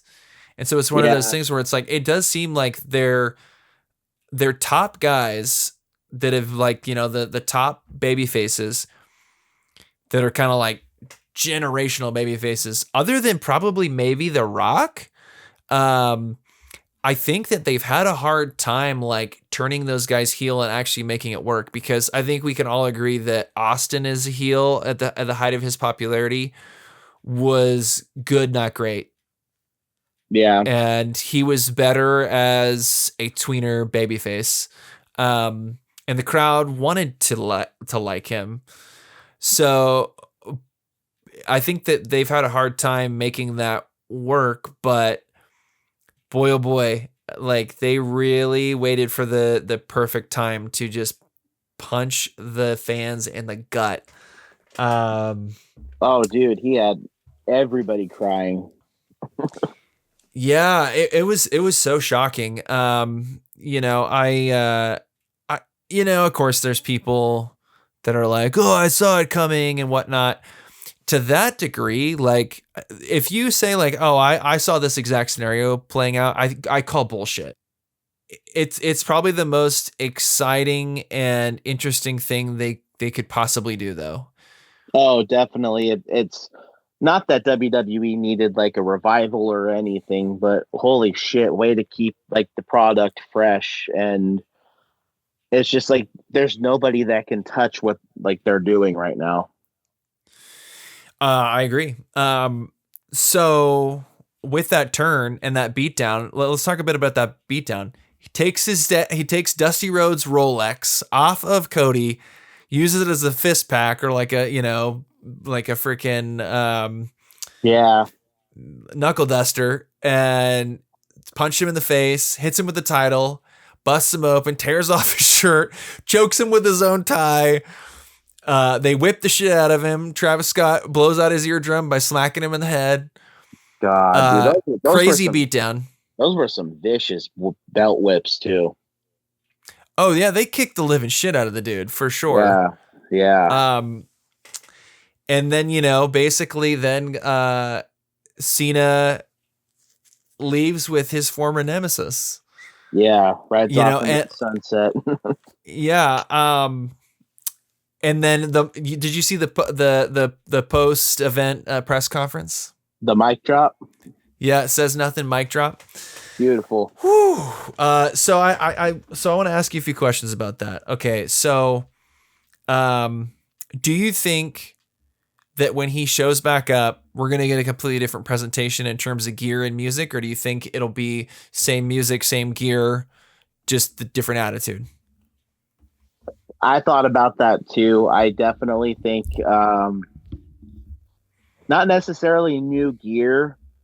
Maybe instead of the classic jorts, maybe he goes back to like when he was the Chain Gang and he was wearing those black jorts. Maybe he kind of goes back to like that darker like image, and Okay. I definitely see a new theme. Yeah, I kind of would like, because I do know, we all know it now because he's confirmed it, that when there was talk about him going heel against The Rock in their two WrestleMania matches, that he recorded a new song, was going to do completely different gear. That's right. I honestly kind of think that a completely different look, new gear, new song, completely different presentation, like none of the gimmicks. Yeah. Like, don't do the 5-knuckle shuffle. Like keep the AA, keep the. Maybe you could do the 5-knuckle shuffle because I guess it's kind of like taunting, but I don't know. I think he could go back to using his old names, like when he called the AA, he used to call it the FU. Yes. Yeah. The STFU. Yeah. 100%. I think I think I would like to see a different presentation, because I think The horns, that's synonymous with babyface John. I Yeah. think you cannot have the same music. And then like I also think like the t-shirts, the hat, the jorts, that's also babyface John. I know it started not as that, but like he was that guy so much longer than like, cause think about it. He got popular really quick. He was doing jorts and like Reebok pumps and then vintage jerseys.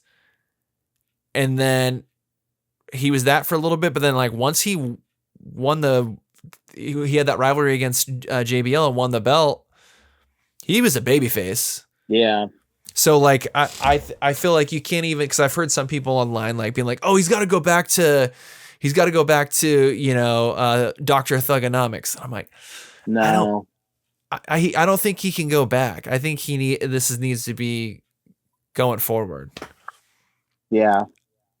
No, But yeah, he needs something completely different than the Thugonomics, because I mean he's what, in his mid 40s now. He doesn't need to be making freestyle raps about people. Like, people need to take him seriously in this heel run. I don't think he, I agree. I don't think he should rap. I think I think his promo style should maybe be a little different even. So when do you think we're going to see him again? Because part of why he did the mic drop is because then he just went right back to filming another movie. Do you think that it's going to be a little bit before we see him, or do you think he's going to? Probably the week before Mania. Wow. Okay. That's really putting it out there. I'd like to see him around a little sooner than that, because the one thing that I think that would help this storyline even more, and just the fans could absolutely feast on it. Bro, imagine the freaking promos.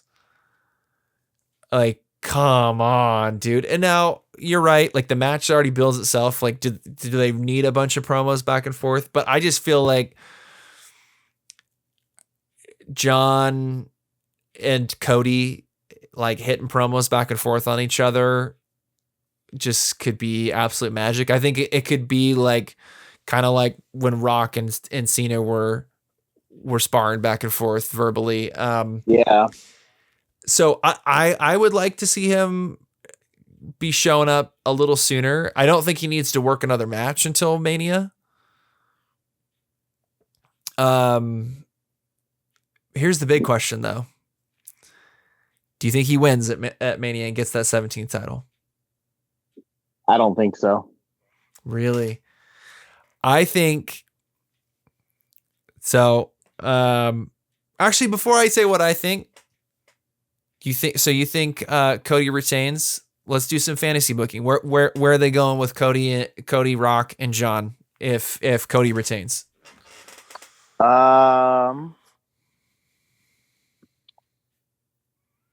I don't know. That's a good question. I kind of feel like if Cody does retain, it would kind of be like last year after Cody won. Then The Rock came out, did his like weird, like, you can hold my title if I can hold your title thing. And then he's like, I'll be back, blah, blah, blah. And then that was basically the end of that for a while. Yeah. But see, I don't know where they could go if Cody retains. So John Cena could win, and then it could be like an entire storyline basically going into his retirement. But he's still got what, 10 months or something, he said, or like 9 months or something like that. Yeah, so it'll be January of 26. Yeah, I don't know. I haven't really. So what I think, and I could be dead wrong, I think that that Rock's going to stack the deck against Cody and try to make this just like an impossible win. There's going to be other people involved for sure. I wouldn't be surprised if we see kind of like something similar where there's a lot of outside interference, or it's it's a no DQ match, so like Rock can get involved, maybe Travis Scott, or if they recruit any other people, if it's an actual going to be a faction. Yeah.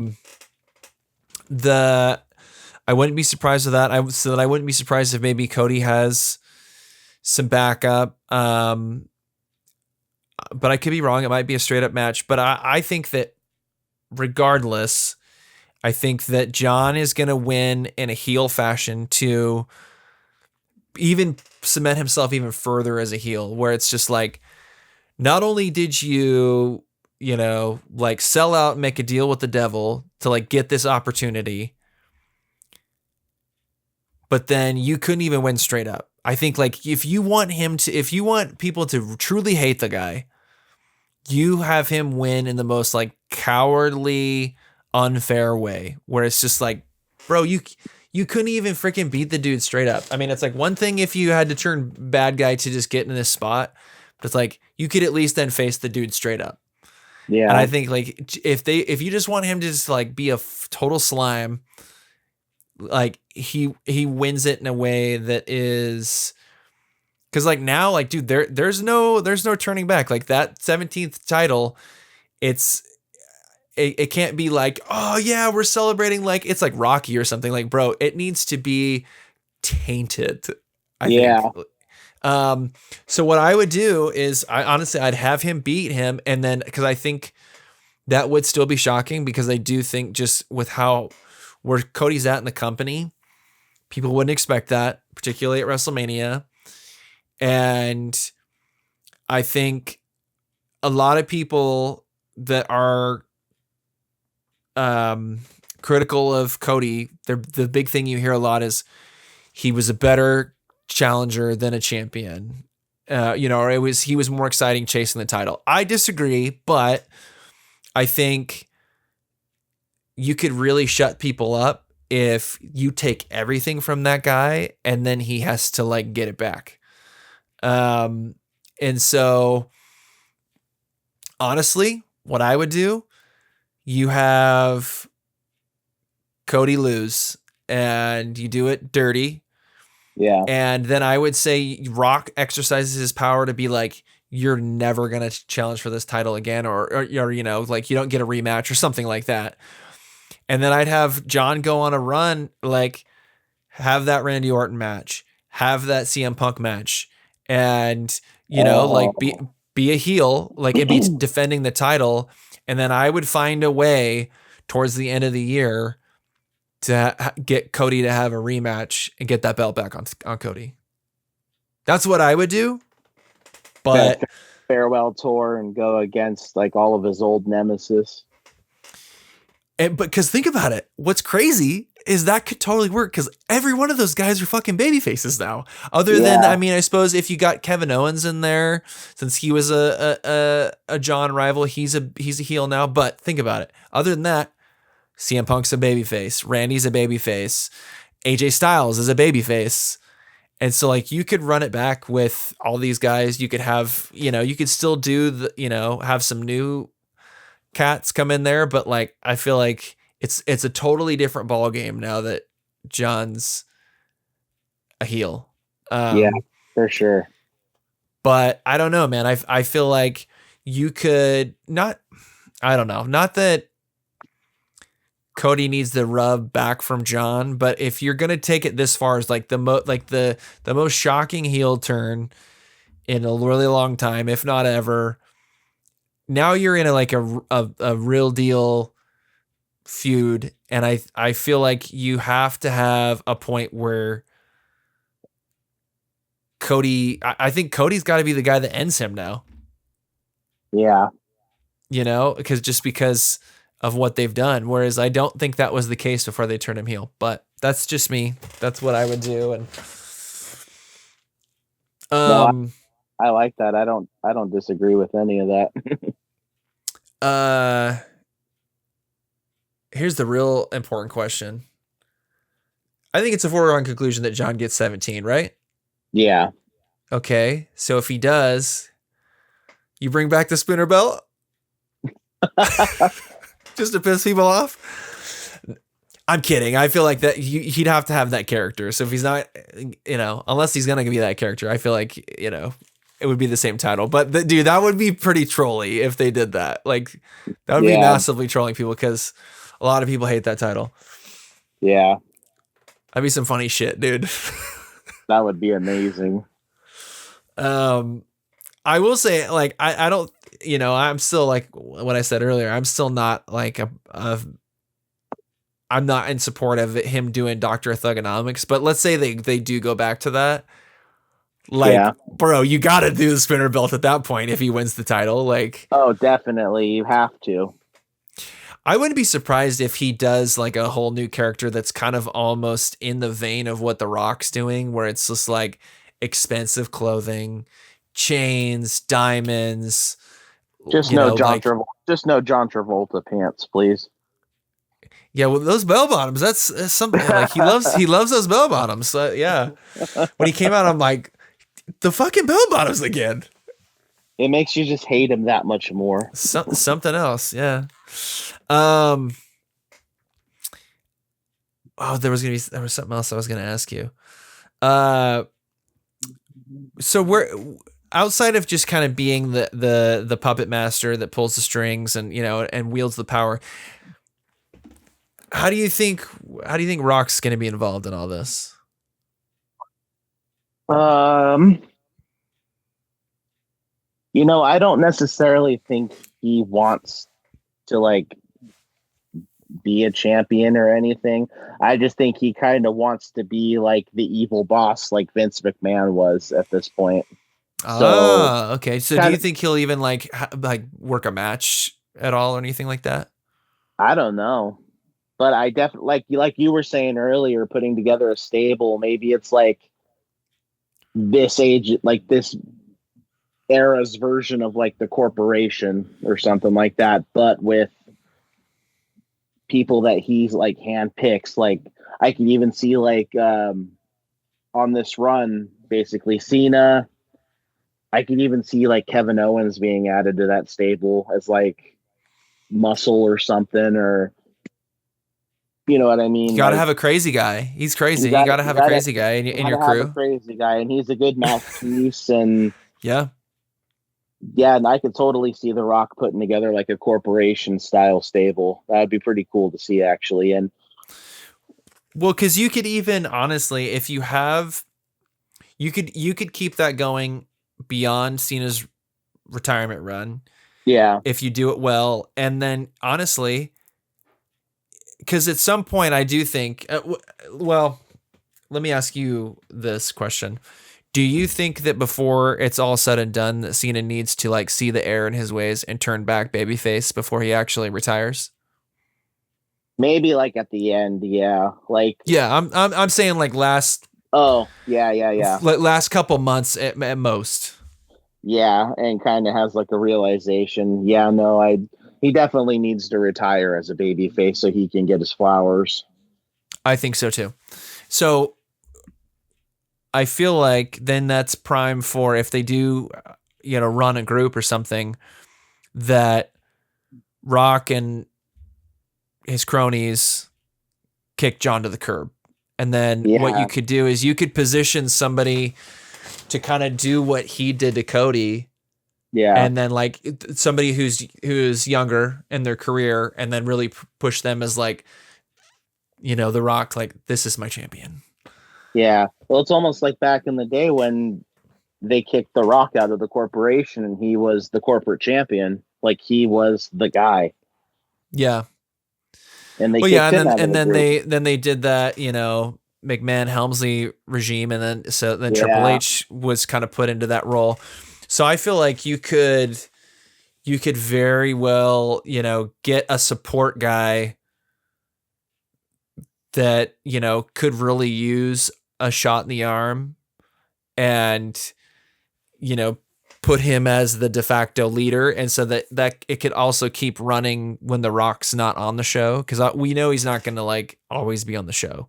Yeah. And so if you want to have a faction actually work that's around him, but it can work without him as well, I think you need to have a leader once John's not not involved. Yeah, and who know, it could be like an up and comer too. I don't Yeah, know so who. I so don't you know know the two who, but rumors that I keep hearing, um, and I don't know about a leader, but I could see either of these guys being involved and being fucking fantastic. I hear rumors of Ethan Page since he and Rock had that interaction on NXT, and then Rock is like legitimately like his all time favorite wrestler.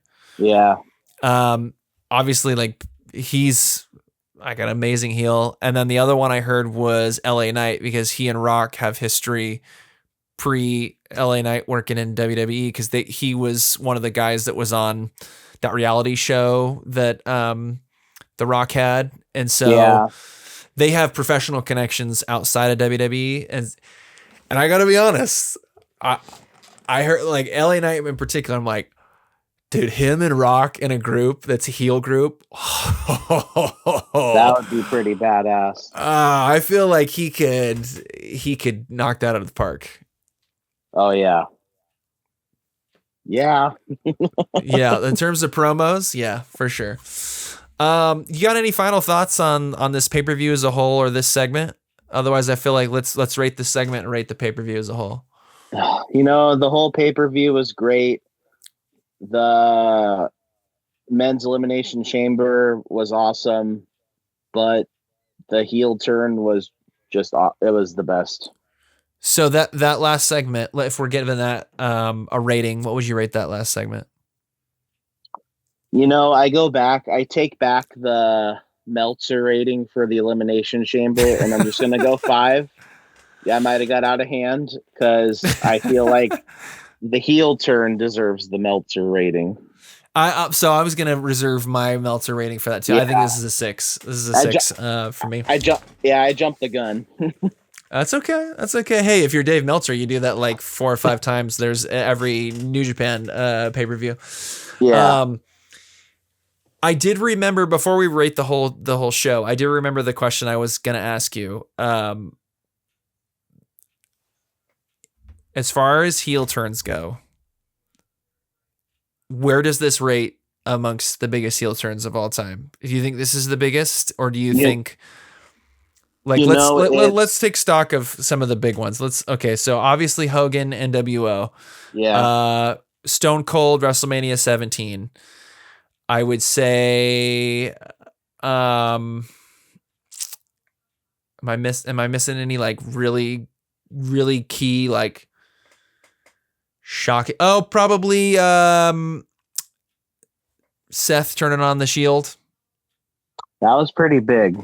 That's got to be up there. The only thing I'll say about that though is the longevity of that storyline wasn't as long as a Cena babyface run or like a Hulk Hogan big babyface, because they were pretty much baby faces like people's entire childhoods into adulthood.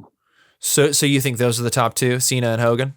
Yeah, Do you think this turn surpassed Hogan's?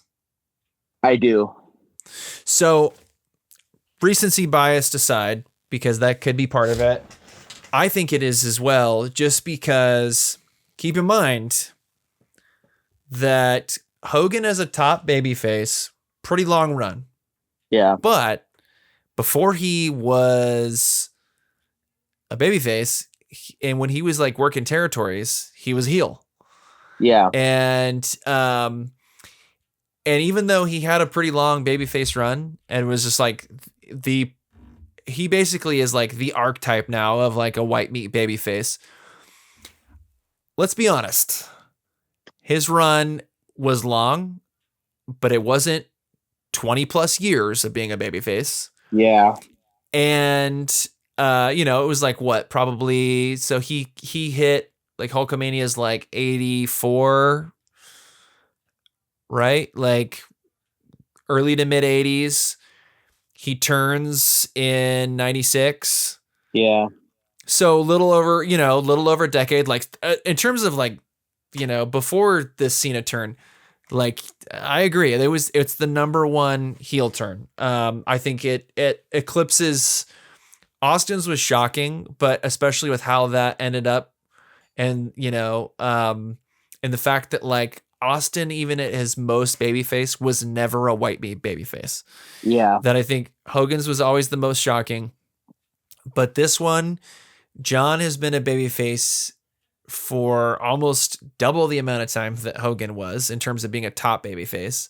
Yeah. And like, just, we didn't know everything about Hogan at that point, but like, time has not treated Hogan very well because like he's a known, like, not good dude in real life. Yeah. And John, for the most part, has been considered like a really great guy in real life, and even though they portrayed him as a heel on Total Divas or Total Bellas. Aside from that, I mean, like, he's got this reputation of just being a really good dude, and like with all the charity work that he does and whatnot, and then like we know stuff now about Hogan that is like irrefutable, that he's a piece of shit. And so I think that kind of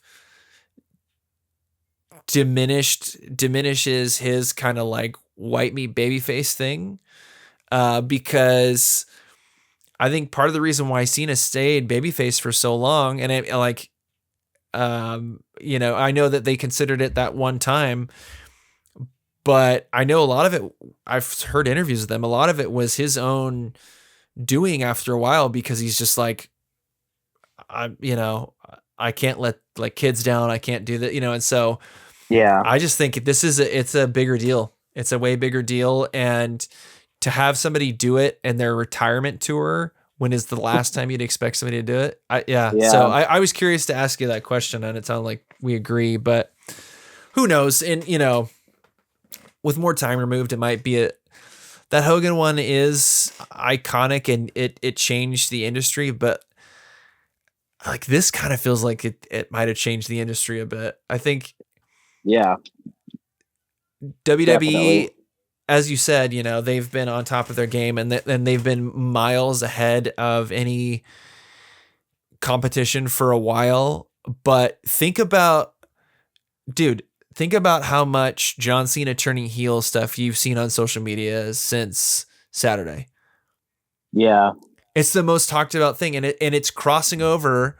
You're a baseball guy. Did you see that Major League Baseball posted about that, and they posted that footage of Julio Rodriguez, like faking everybody out, like, oh, I didn't catch the ball, oh, actually I did, and then they're making a meme about John Cena turning heel. It's like, dude, it is crossed over into mainstream and other avenues. Freaking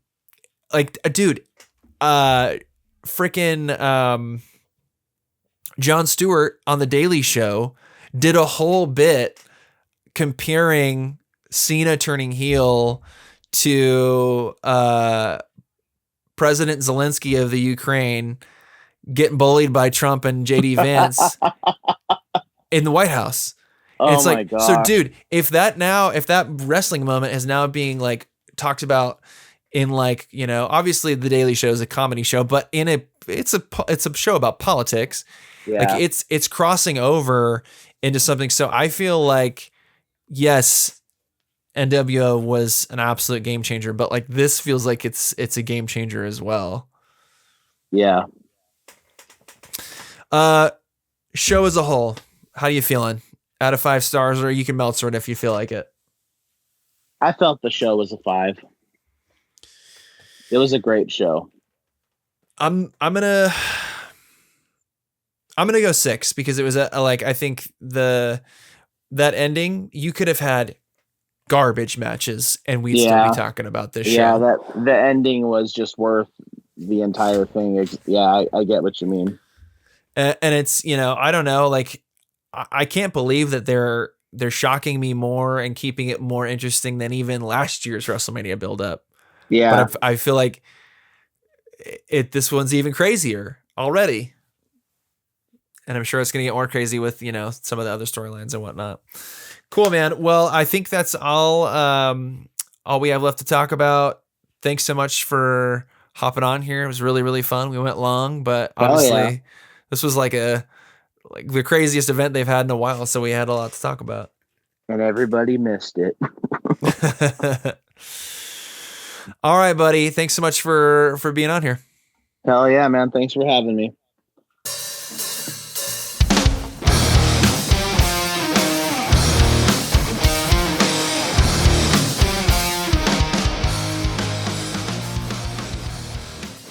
That is the episode. Thanks so much to my guest, Tim Harper, for having such a great conversation about Elimination Chamber 2025. And thanks to you for checking it out. If you're digging what I'm doing here on Nerds with Opinions, make sure you're following me on social media, nerds_opinions on both X and Instagram, Nerds with Opinions on Facebook.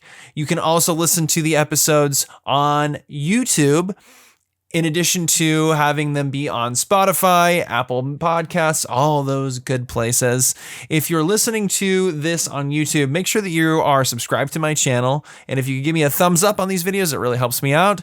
If you are on Spotify or Apple Podcasts, if you're following the podcast, that really helps me out. And then if you are on either of those, if you can give me positive reviews, 5 stars, that really helps me out as well. And I would greatly appreciate it. That's all I've got for you today. As always, I'm your host, Matt Holman, and you have been listening to Nerds with Opinions.